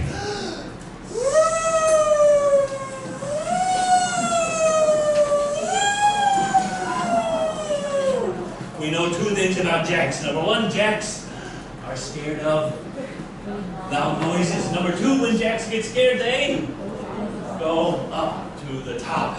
Okay? So the jacks go through the top. And now you review the entire story again. Okay? So the police go to the first floor. On the first floor, they see no jacks, but they notice that what was missing. The lamp. And students will remember everyone, the word and what it was and everything else because they've gone through the process. Goes to the second floor, no jacks, but what's missing? The refrigerator. On the third floor, no jacks, but the bathtub is gone. Okay. And on the fourth floor, no jacks, but the mirror is missing. And what did the police do then? They gave up. No. Where do they go? Onto the top in the roof. And what do they find on the roof? Okay, good. Jack, number one. Jack, number two. Jack, number three. And Jack, 4. But teacher, you cheated. There's a Jack. The Jack. There are no jacks anywhere in the deck. Time's up, get out of here, I gotta teach them. Teacher, what teacher? So it's a lesson that the students will remember. They'll remember the furniture, they'll remember the rooms of the house, they're gonna remember everything about it. Very fun. I bought a book of magic for my kids who were not interested. So I was going through the book of magic just to see what was in there. Found very little stuff. I'm terrible at magic. I know 2 magic tricks. That's one. I know 1 other magic, which is terrible. But this, they didn't call it the bad. I think they called it something jacks or something like that. But I got the idea from that book of magic, and then came up with this idea of turning it into a whole lesson and stuff like that. And again, 100%. PowerPoint. Sorry, wrong mouse. Including this. So I think before you saw that the jacks were walking behind the windows and stuff, right? So this is actually a tower here. I didn't draw the background, but everything else is actually a PowerPoint. And then the jacks go to jail. So at the end of the worksheet it says, finally the jacks went. And they said, well, they went to the roof. No, they went to jail. So the students were in jail. Okay? And I didn't draw any of this. This is all. Okay. So that is PowerPoint. And a spread of different kinds of PowerPoint that I use. Actually, real quick, because I forgot to put it in here, I will show you what I'm teaching now.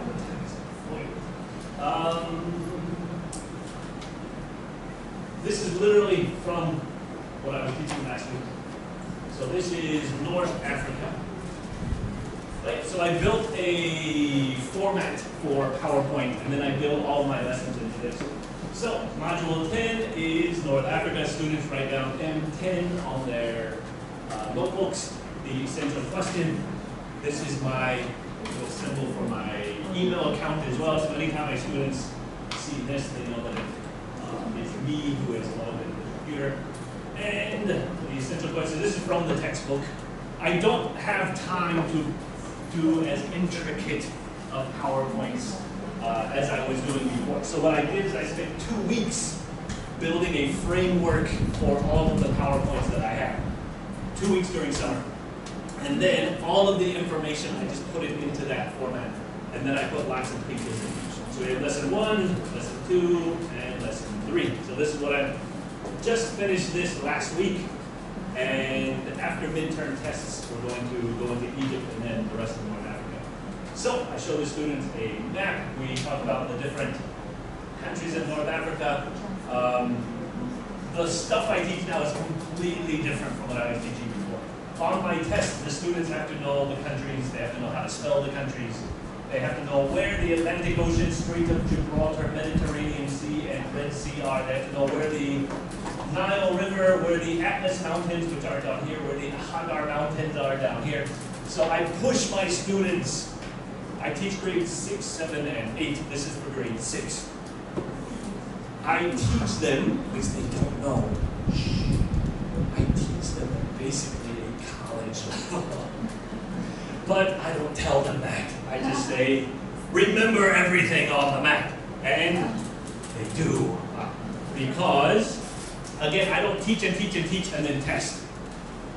I have them doing things every minute of every day, especially when they get home. They have to keep learning. It's not go home and turn off, etc. and so on, which we'll talk about later.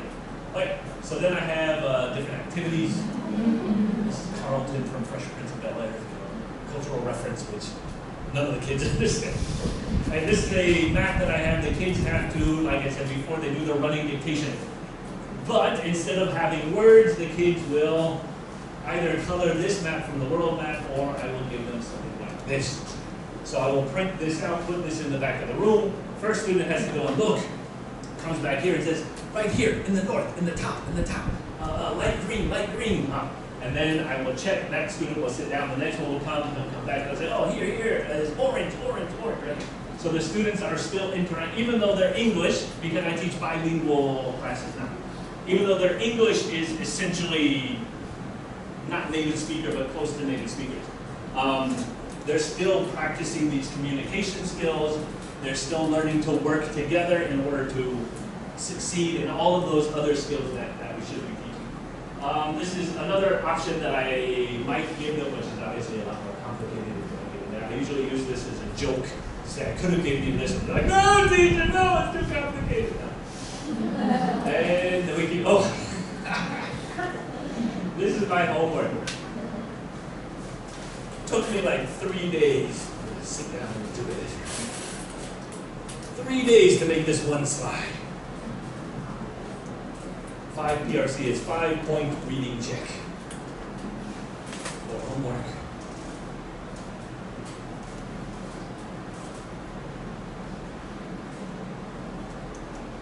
All PowerPoint and GIFs. Wait, oh, they're heating up. Ah, felt good. 3 days, and I can't use it anymore because it takes too long. So I simplified this. I don't have time to wait till every class. But I still show it to some of the classes at the beginning just for fun. But anyway, this is my homework. Every single lesson the students have to do homework. Their homework, I will show you when we talk about Google Classroom and stuff like that. But they have to do that. Then at the beginning of class, everybody in the class stands up. I give them a reading check question, which they should know because they have to read the book before they come to class. I tell them, if you come to my class and you don't know anything, it's going to be a very boring class. If you come to my class and you already know what I'm talking about, I can ask questions, you can answer questions, we can talk about other stuff that's not in the book, I can tell you stories, you can tell me stories, and we can have lots of fun. But everybody in the class has to tell me one answer to this question or something related. Then we go through and talk about it. So all of these stuff, the students have to know. Like students with lower English obviously have to work a lot harder to learn it, but they learn it very quickly. Then in their notebooks, we write Module 10, Lesson 1, Idea 1. What countries make up North Africa? Everybody tells me some different ideas. I show them lots of pictures, and then I give them about 1 minute to write down the notes. Then I ask them the next question, what major bodies of water to the east and the west? We have maps in the back of my classroom that we can use for reference. They tell me Atlantic to Red Sea, what to the north and the south of the Mediterranean and the Sahara in the south. Okay? Then, what is special about the Nile? And I provide as many pictures or background as I can. So we talk about the length of the different ones. How long is Taiwan? From north to south. Come on, guys. 300? 100? North to south kilometers?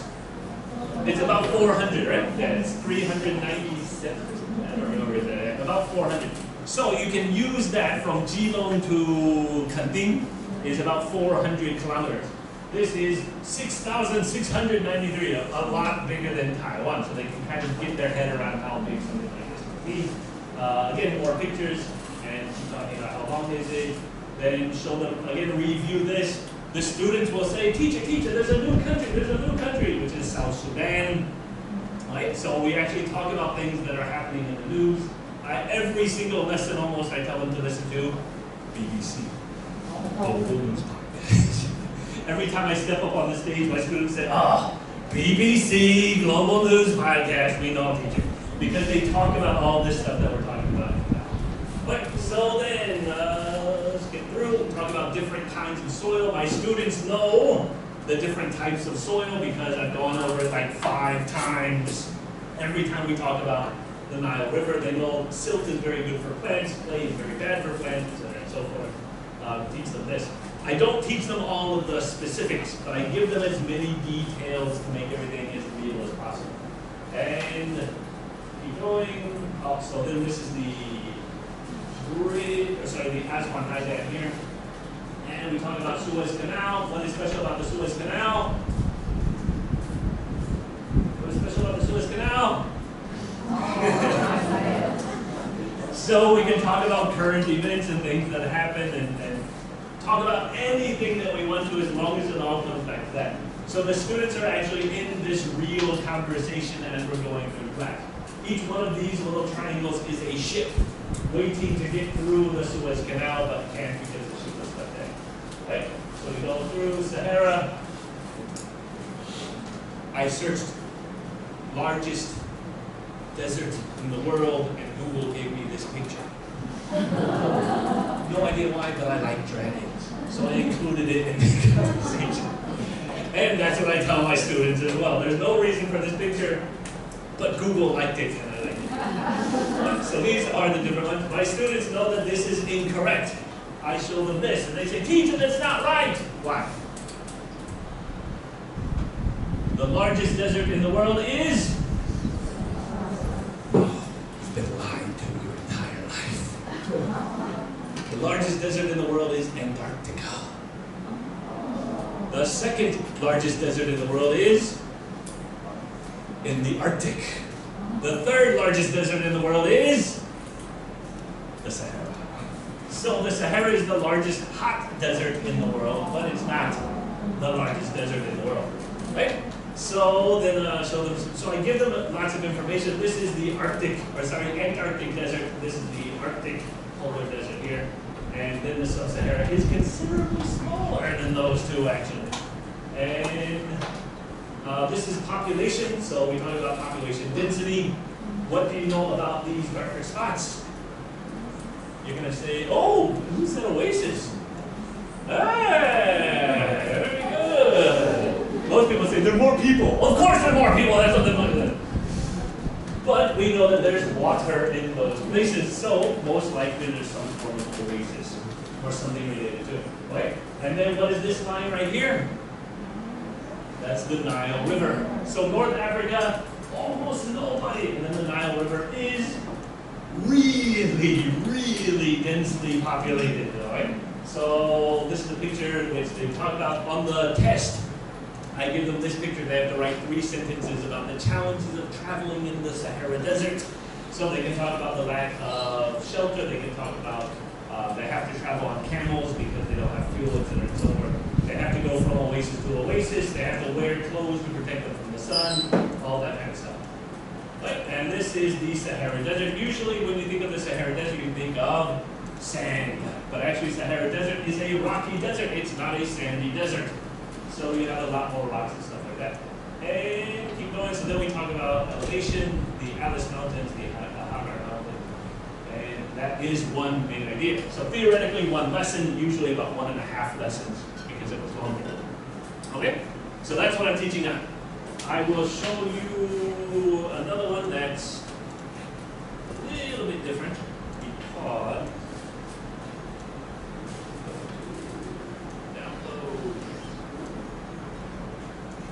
module 2.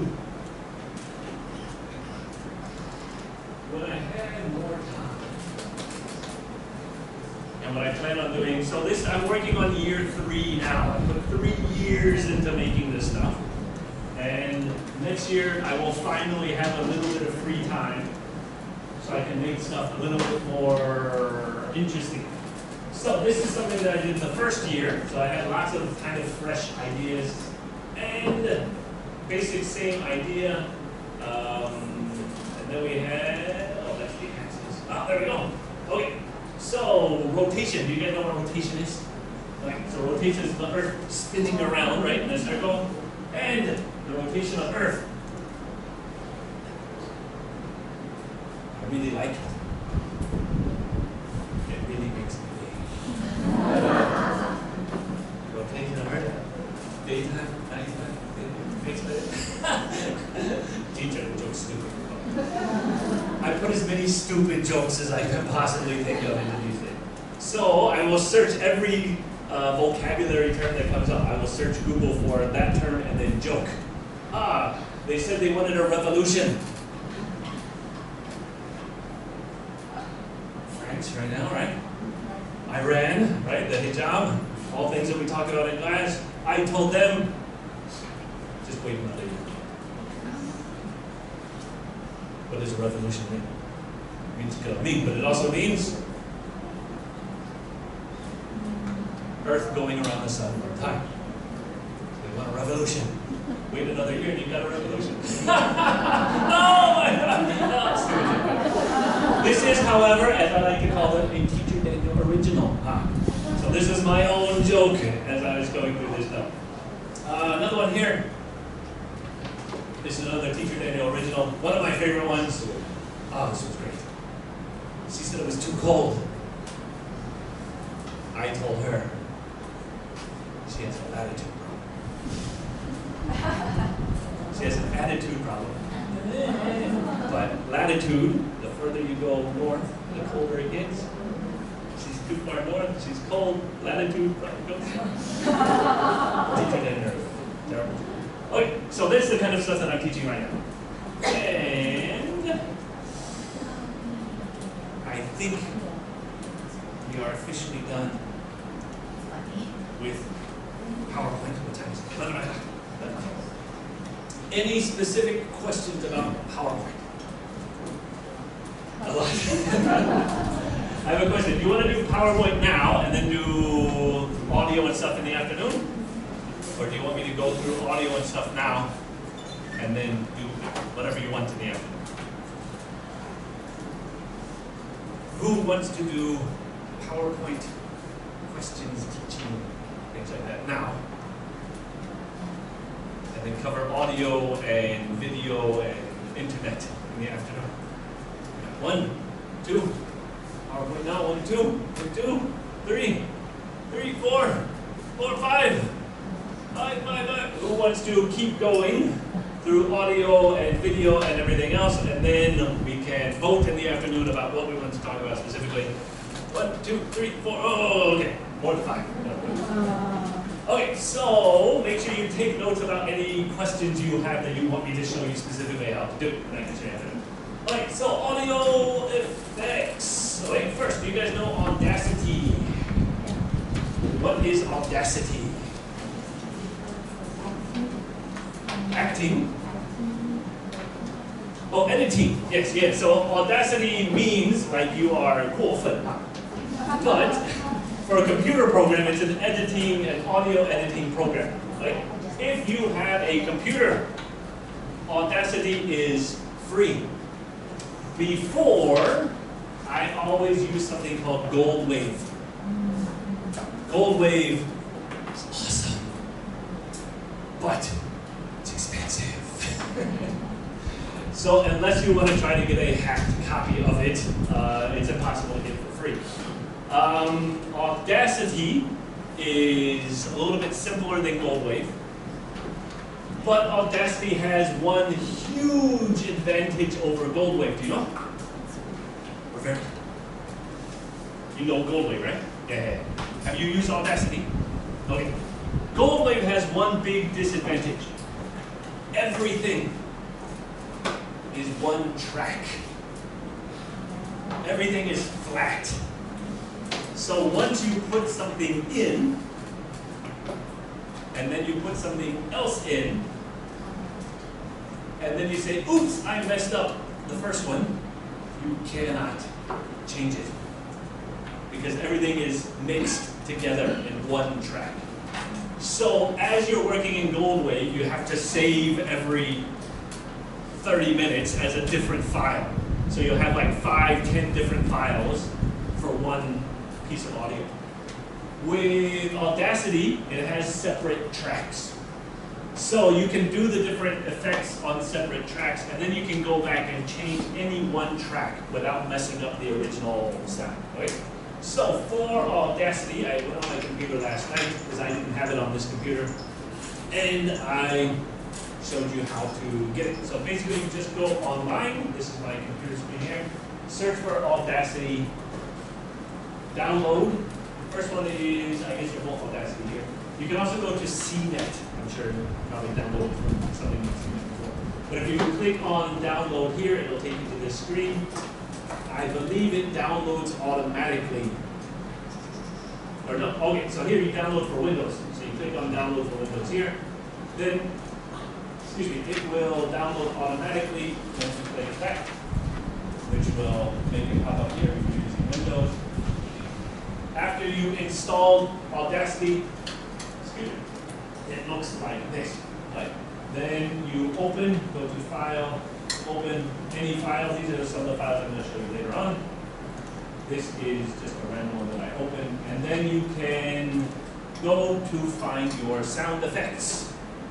There are lots of places to find sound effects online.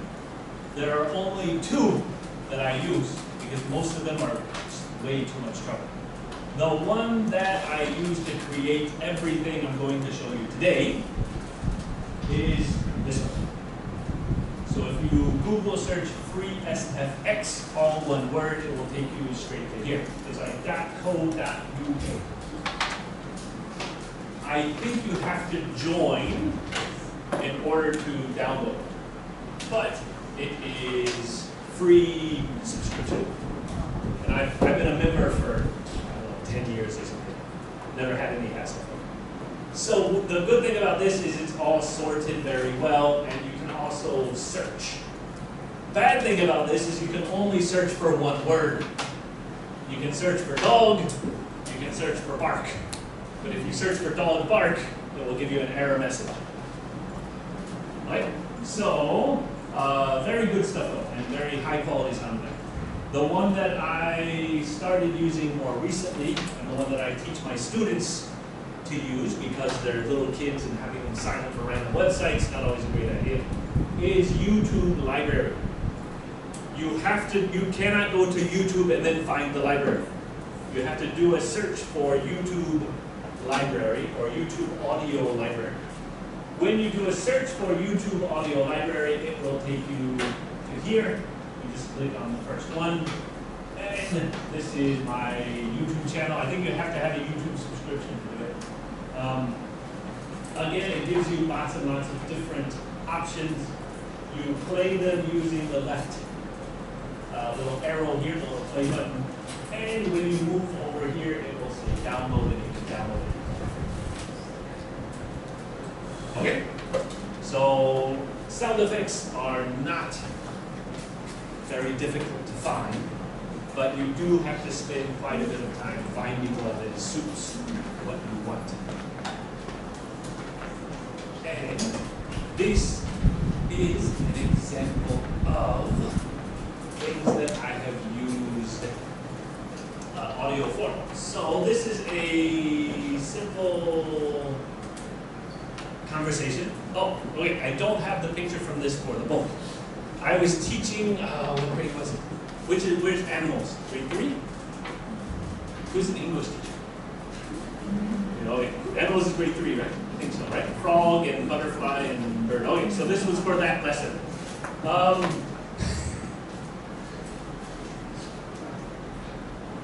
The dialogue in the book was like, look, it's a fish. Look, it's a frog. That's it. God, how can you teach that? Terrible. But they had 2 dialogues. That was the first one. The second one, much better. Listen, it's a fish. Look, it's a butterfly. So much more exciting that one, right? So they had 2 completely useless dialogues that I could do nothing with in my class. So I kept flipping through the book, and they had like a classroom English something part in it, right? The classroom English part was something like, come here, sit down, stand up. A little bit more variety. There was no dialogue, but a little bit more variety. So what I ended up doing was, number 1, opening all of those different files. So you have dialogue 1, you have dialogue 2, and you have everyday English and classroom English. Chopping out each individual sentence from each of those dialogues. Before I did that, I wrote the conversation that I wanted, which is this one. Then I pieced them together to make a new story. Don't have too high of expectations. Working with very limited material. Then the stuff that I couldn't get from the book, I went and downloaded from, I think, YouTube or something like that for a couple extra sound effects. And I will have to go in and search for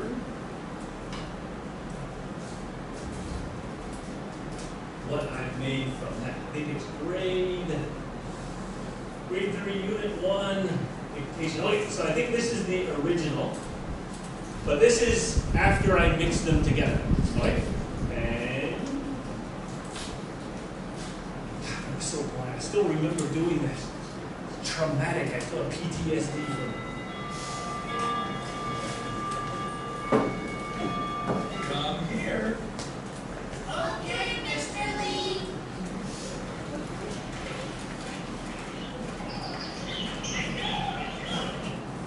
Line up. So that's from the classroom English.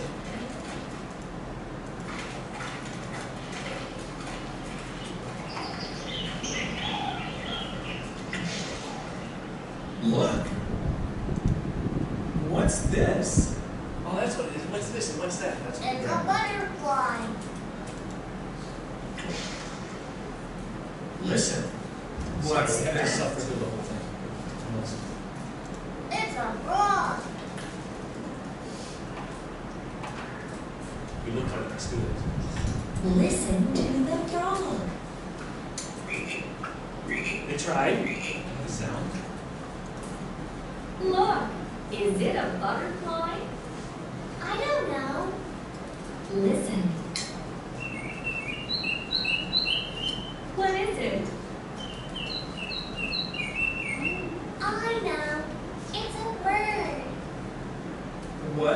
this? It's a bird. What's that? It's a fish. What's that? It's a butterfly. What's this? It's a frog. I apologize. I think you can understand how the students feel, right? Okay, so this is what I did with that.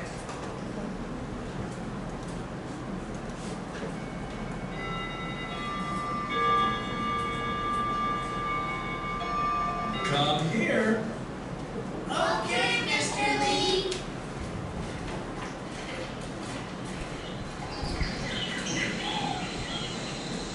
Line up.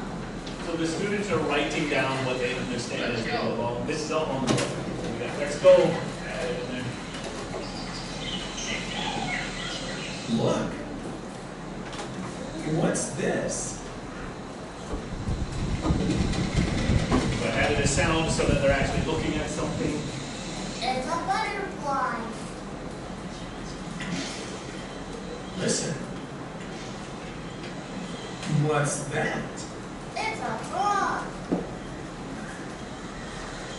Listen to the frog. So I kept their original sound in that. Look, is it a butterfly? I don't know. Listen. What is it? It's the same sound turned around backwards. So I I can know. repeat the sound. It's a bird. What's this? What's this?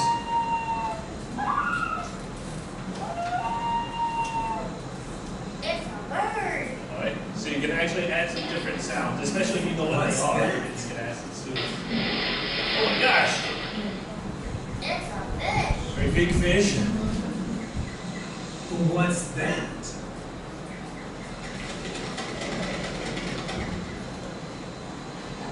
It's a butterfly. Big butterfly. This? It's a frog.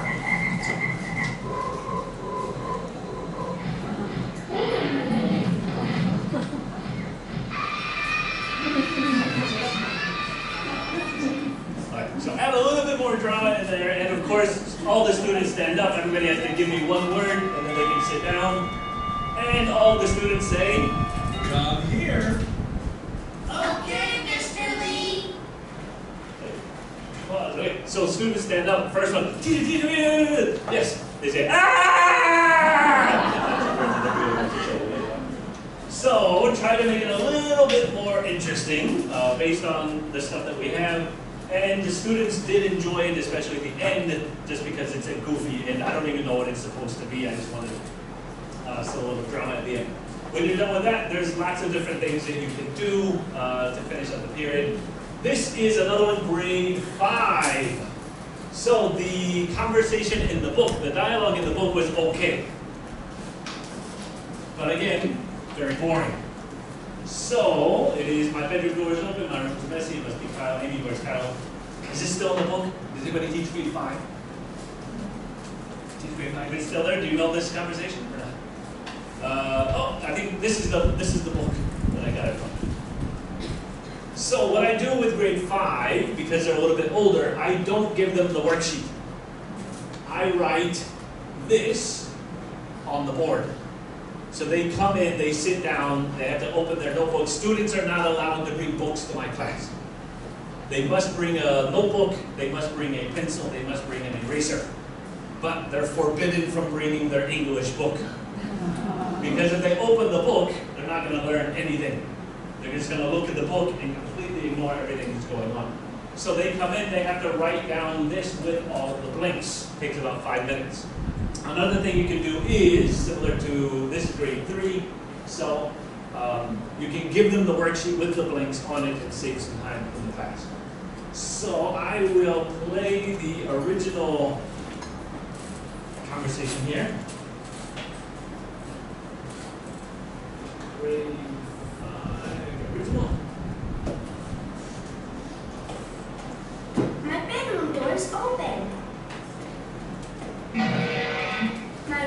messy. It must be I think I Kyle. added that. If I'm not mistaken. I couldn't find it. This is from like 10 years ago.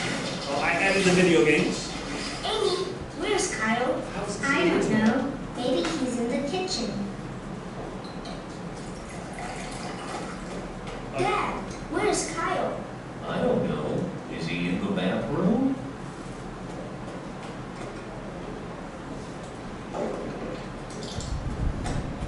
Grandpa, where's Kyle? Garage. Kyle's in the garage. So when I heard that part, I had inspiration. The original, I added the video games, I added the boing, that sound there. And then I saved it, but Gold Wave, you can't go back, so it was too late to have the fully original one. And this is what I changed it into. My bedroom door is open.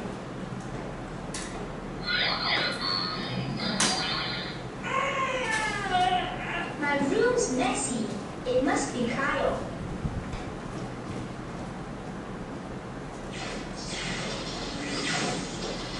Amy, where's Kyle? I don't know. Maybe he's in the kitchen. He surprises his dad. Dad.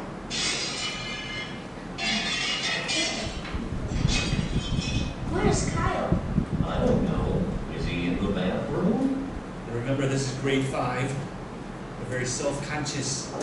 They don't like to laugh. Grandpa, where's Kyle? Garage. Kyle's in the garage. And you can see all the 5th graders laughing. But not wanting to laugh. Yeah. And then Mom pulls in, great driver. Mom, is Kyle here? No, he's not. He's in the yard.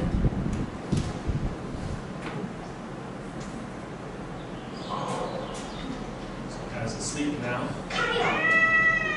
Wake up! What's wrong?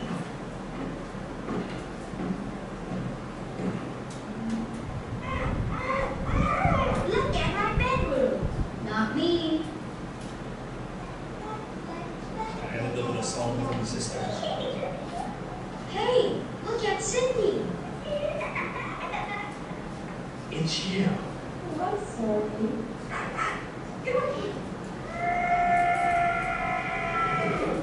A little drama at the end. Okay.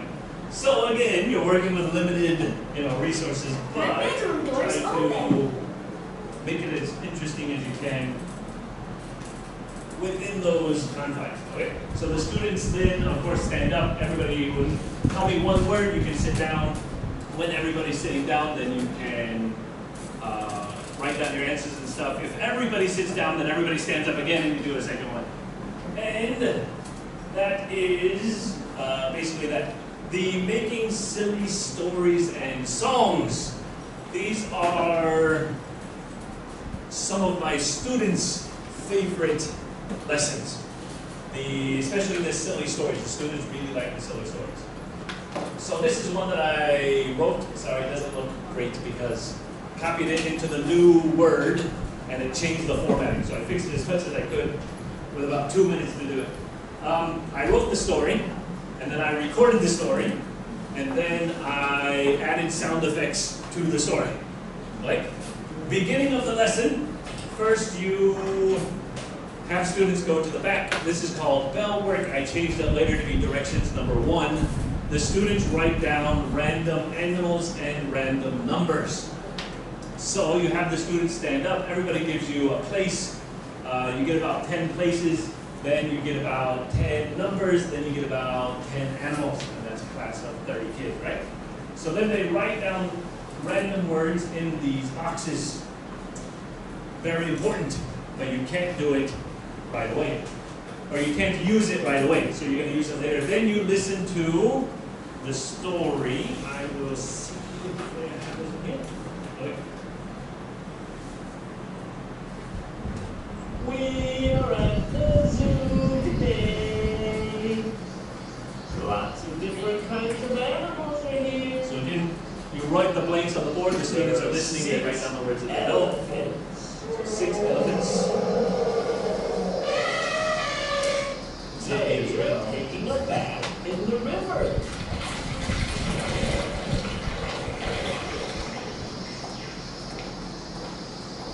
There are 3 snakes hiding in the grass.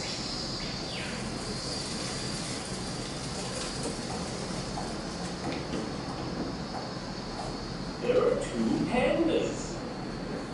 This is the lesson that I learned in so Eating bamboo in the forest. the person who taught me it was the lowest level student in the class. 5 monkeys. Very creative kid. In the trees. But no English.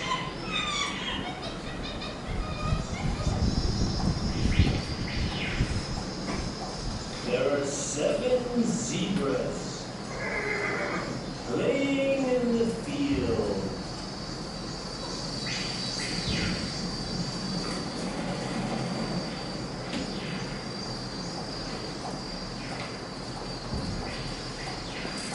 And there are 4 lions.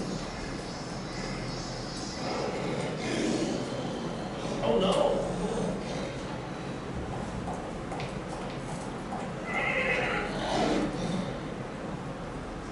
They're chasing all the other animals. Little drama at the end.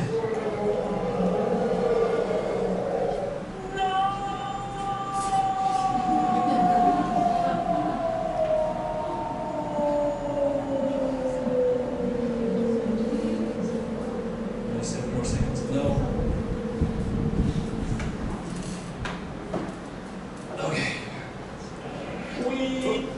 Okay, so now that the students have written their own animals, so let's say 100, let's say, what animals? Give me some animals. Any animals? Tigers, 100 tigers. Give me a number. 50. 50 what? What animal? Giraffes. 50 giraffes. Give me another number. 7. 7 what? What animal? 7 zebras. Okay, so keep those in mind. And now you go back to this part. So the students have already listened. They've already stood up. They've told you the answers. They understand the story. They know that you're talking about animals. They know their numbers. Everything is 100% understanding. Now you have them move their words to the bottom. So instead of we are at the zoo today, it might be we are at the living room today, or something like that, right? We are at the park, we are at the motel is a very popular one I've noticed now. Right? There are lots of different kinds of animals are here. There are, what was our first animal? The ones that you gave me, 100? Tigers, 100 tigers. Okay, so there are 100 tigers. They are taking a bath in the river, right? That makes sense, that's good enough, no problem, right? The next one was there are 50 giraffes. 50 giraffes. There are 50 giraffes hiding in the grass. I don't think giraffes are going to be effective hiding in the grass. So the students can get pictures of what's going on and they can understand why it's goofy, why it's silly, why it's funny. The next one was 7 zebras. Okay. So there are 7 zebras. They are eating bamboo in the forest. So I don't think zebras eat bamboo, they eat grass, and you can then have those conversations. The next one, for some reason, elephants always pops up here. So 2,000 elephants are climbing in the trees. Doesn't make any sense. So the students, especially the lower level students, the first time that I taught this was the lesson before lunch. The students refused to go eat lunch. Because as they were writing it down, we were talking about them and joking and stuff. And then at the end of class, the students came to me and lined up in a line of like 8 students. Most of them the lowest level students in the class because they couldn't read it themselves. They knew it was going to be funny, but they didn't know why. And they wanted me to read it to them and explain to them what their story was. So it really, really hooks into students to participating in class and things like that. I think I made, these are all on paidteachers.com. I made, I don't know, 12 of them, something like that. They're all based on the textbook. So rooms of the house and colors and I think verbs, things to do during the summer, all different kinds of things like that. So you can look on there, and they're probably in the Facebook group too, if you go to the link in the Facebook group. Like, this is another one, but instead of a silly story, this is a silly song. So again, the students give you 4 colors. Give me 4 colors, don't look. 4 colors. Red, black, yellow, blue. Okay, red, black, yellow, blue. Remember those 4 colors. Then you listen to the song. This song is not my song. I am not that talented. It is a song that I found on YouTube. You may have heard before. There's a video. I don't show the kids the video until the end because of stopping the words. The sky. It's blue, it's blue, it's blue. Have you heard the song before? The sky is blue, the sky is blue. Very nice, calm. What color is the sun? It's yellow, it's yellow, it's yellow. The sun is yellow, the sky is blue. Okay, I think we get the idea from the song. We'll go back to the words here. What color is the grass? It's green, it's green, it's green. The grass is green, the sun is yellow, the sky is blue. And then what color is an apple? It's red, it's red, it's red. An apple is red. The grass is green, the sun is yellow, the sky is blue. Very simple, right? So, you're done with that. Students all stand up. They give you one word, and you sit down. Everybody's participating, everybody's writing, everybody's listening.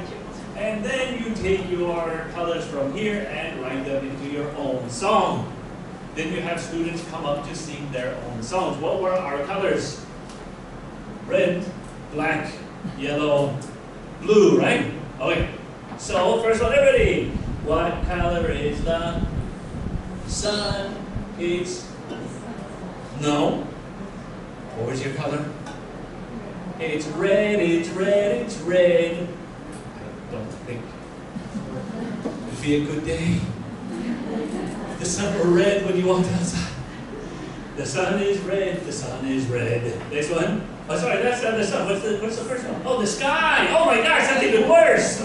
What color is the sky? It's red, it's red, it's red.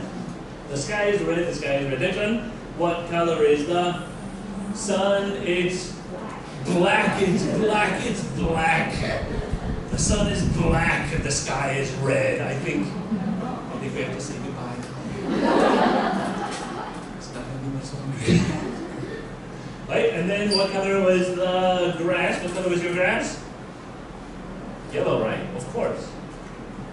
Black sun, red sky. Grass can't survive in that. Of course the grass is dead. It's yellow. It's dried up. And what color is an apple? It's blue. It's blue. It's blue. Right? So very simple idea, but the kids really, really like it, and they get really into it. And they want to sing their song, and they want to stand up and perform and stuff like that. And also you can have them go home and draw their picture that they came up with for their song as well. So that is called a silly song. Oh, sorry, this is the demonstration for the kids. So as you're teaching, you show them this. They write that there, then you do this, and then color number 1 goes to number 1, color number 1 and 1, so there are 2 1s. Then color number 2. Oh, where's this guy? There. Right. And then you go through. So this shows the kids, you can use this in class to show the kids how to do it. Because this is like grade 1. But when you think about grade 1, they're writing their own songs. They're creating their own meaning. They're creating their own music. They're standing up and singing in front of their classmates and stuff like that. So, very good for the kids. All right, and hot player for practical effect. I will show you right now what this means. This is a question that most people before would always ask me about. Okay, so I can make it play. When I want it to play, look, maybe.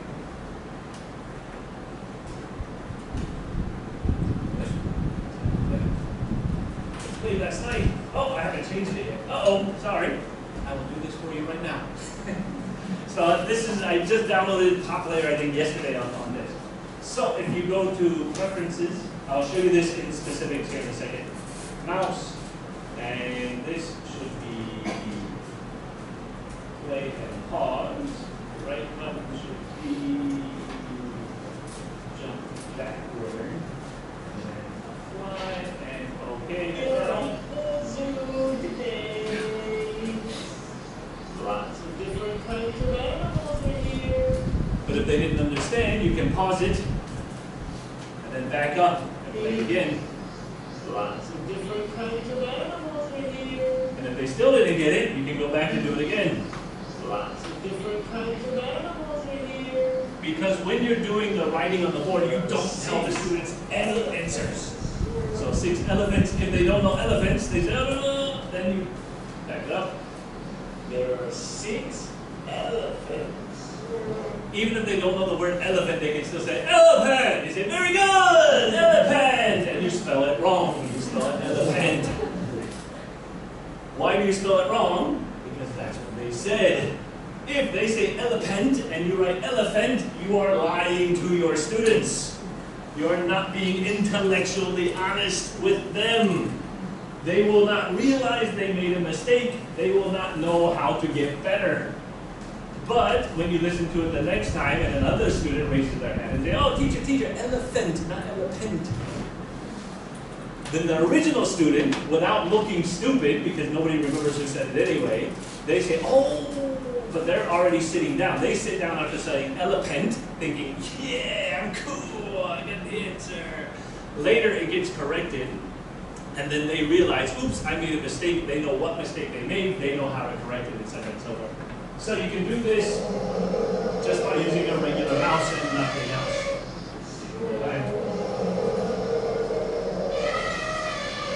Right. I used to have a clicker where I had like 4 different buttons, so I could use my mouse and the music at the same time. One thing that you can do is, if you can't use your right button now, then it just backs it up. The other interesting thing here is if you go to mouse and you add a global hotkey.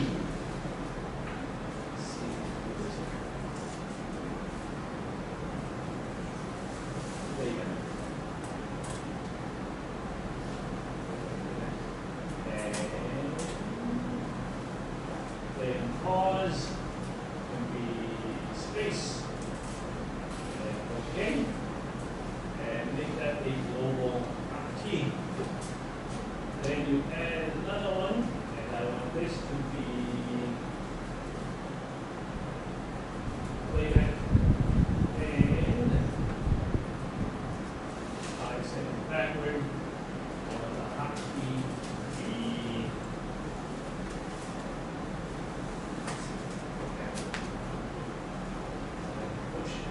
okay, so this is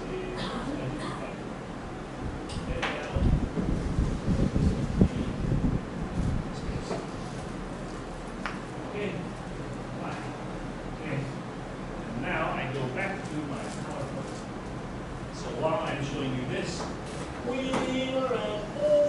can control the top layer behind the PowerPoint. And I can rewind it. Okay, so you can use PowerPoint, show the kids PowerPoint while you're playing the song behind PowerPoint. So you can combine different kinds of media at the same time. You're not just using visuals, you're not just using PowerPoint. Or you're not just using the music. Okay? So that is Pop Player and how you can use it to do different kinds of things. So this is another song. Oh, wait, so another song, what's this and what's that? You guys know this song? The worst song in the history of English teaching?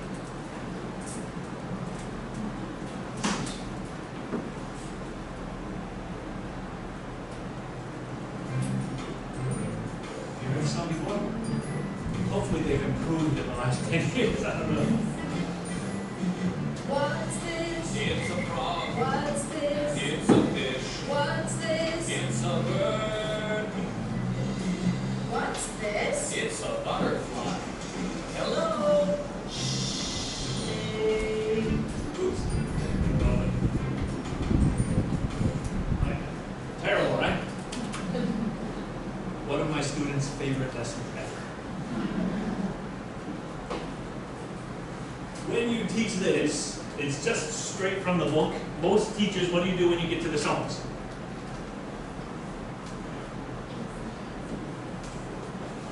You listen once, tell the kids, come on, sing it! And then you go to the next page. You skip over them as fast as you possibly can because the songs are terrible. If you invest a little bit of time, and there's no preparation for you other than making a worksheet, if you invest the time to make the worksheet and you're willing to use your class time, the kids love this lesson. Because what you do is, you listen to it once, the kids are like, God, teacher, this stupid song. Yes, I know, bear with me, please. But everybody stands up, everybody gives you one word, they give you one word, they sit down. If there's still more students left, they can repeat the word that's already there. It's too easy to worry about, you just want to get through the words. Now they know what they are, or no, if there are students left, they have to translate the answers you already have on the board into Chinese. So the students are actually translating for the lower level students in the class, right? Then after you do that, everybody has to stand up and you say, we know how to sing the song. Now we have to learn how to dance.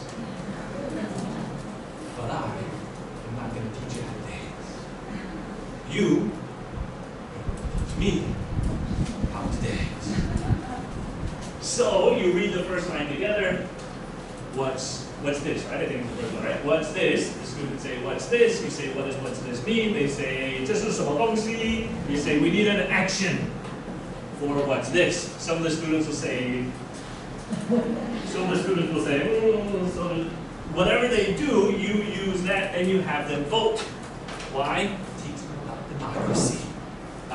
So you say, we have two actions. One is, what's this? The other is, what's this? Who wants the first one? What's this? Some of the kids vote for that one. Who wants this one? Some of the kids vote for that one. You choose the one that has the most votes. Doesn't matter which one. Then you go to the next line. It's, what's the first one? Pencil? I've already forgotten it. No? No idea? Uh-oh. Let's begin, guys. That's the wrong one. What's this? What's this? Hey, here we go. What's this?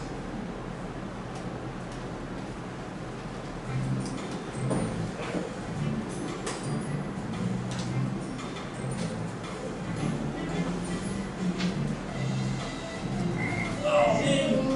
That's the... Oh, that's too many of those.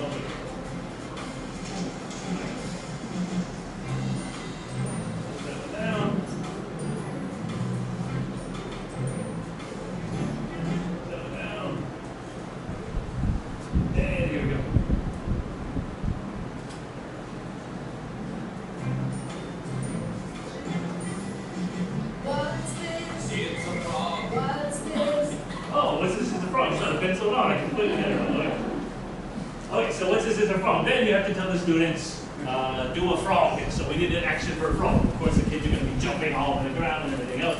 You vote on which one they like the best. You usually take about 3. Then you do that one, repeat from the beginning. Then it's a frog, then it's a fish. So for fish, they do this, or they do this, or whatever you vote for that one. It takes 40 minutes, but the kids are totally engaged the entire time. They're loving the lesson. They're moving around. They're learning the words. And they 100% comprehension, 100% participation. So that is how I would teach the stupid songs from the book. And that's the official name, is the stupid songs from the book. And then there are some songs I needed to teach: living room, kitchen, bathroom, dining room, and garage, I think.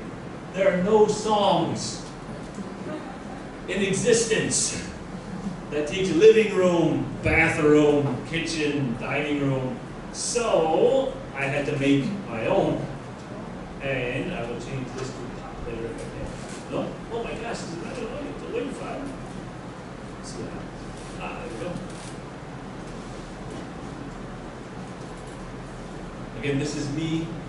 Keep your expectations very low. Not even a singer.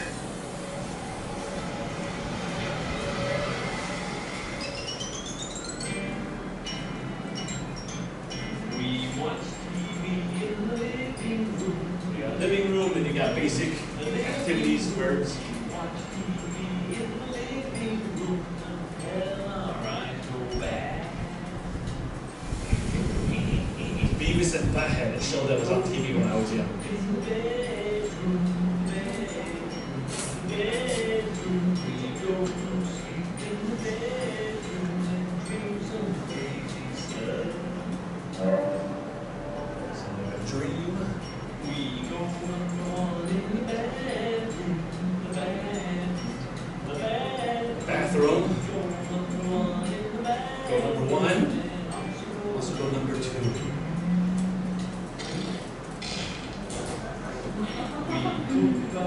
What is number one and number two? Sorry, not answer number one and number two. What is go number one and go number two? Does anybody know? It's English, but it's cultural background English. Yes, in Taiwan, you have two different things that you do in the restroom. Number one is little. Number two is big. 小号 and 大号. In English, we don't have little and big. We have number one is little and number two is big. So if somebody said, oh, I have to go to the bathroom, you ask them, number one or number two? 100% honest, that's how we communicate in America. So you can teach the kids the cultural background and different kinds of stuff like that. There's lots of other stuff for, I'm going to listen to this because there's one other thing related to phonics. Kitchen off. Cook your food in the kitchen.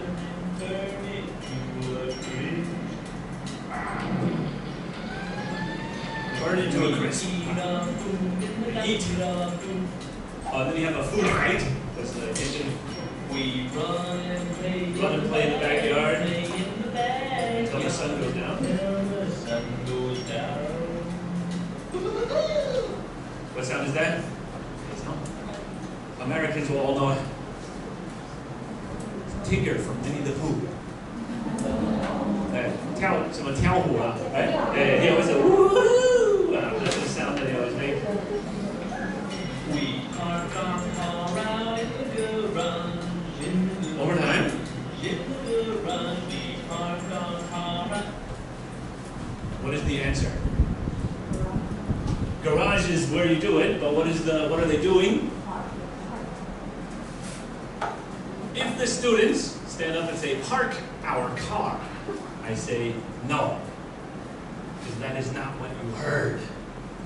One more time. In the garage, we park our car. What did you hear? Car, car, car.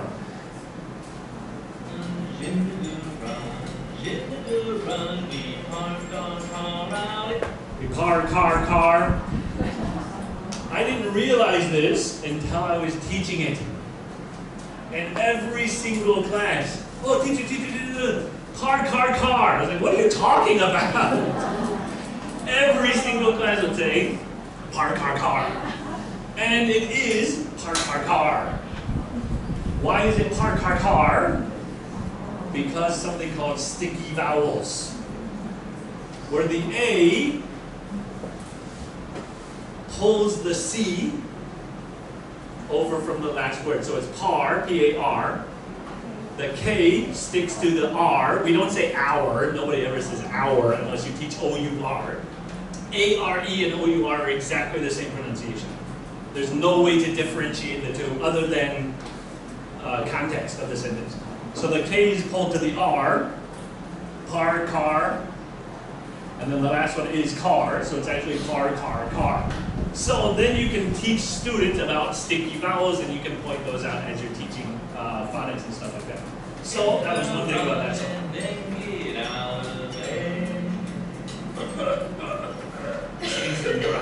We do our homework now. Right, do the homework in this thing. Okay, so that is a song. There was no song that I could find, so I had to create my own song. I didn't have any other choice.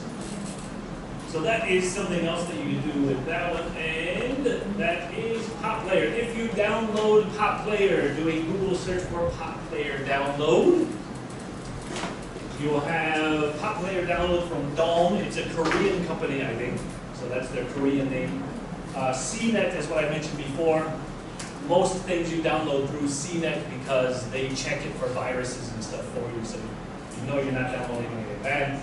But when you download that, and this is Pop Player that you just saw, if you want to change the the mouse to operate Pop Player, first you go up here to the top left. I only tell you that because if you don't know that, once you change your right click, you cannot get back into the menu again, because your right click will then rewind 5 seconds backward. So you have to be careful. Just know that if you go here, it's the same as right click. Right? So if you go here, it'll bring down this menu. In this menu, go to Preferences. You can also just push F5, but there's no other way to get into this menu. Once you remove your right click, you cannot get into this menu other than going up to the corner here. I just learned that yesterday. Because I was going to change it, I was like, what am I going to do after I change it? So I searched around. Nothing online tells you how to get into the menu. After I tried online, couldn't find anything. Then I just moved my mouse all over the screen until something popped up. So that's how I figured it out last time. Right, go to mouse. After you go to mouse here, then you want to change your left button, single click, to play and pause. After you change your left button to play and pause playback, then you want to change your right button to jump backward. The default is jump backward 5 seconds. Right? So then you change that to jump backward, and then apply that, and you are okay. The other thing that I just did when I used the keyboard, I don't have on here because I completely forgot about it. I haven't done this for years and years and years because I don't use the same teaching techniques. But what you do for that is go to keyboard, and actually I'll show you on Pocket. So what I used to do when I was teaching was I would carry a keyboard.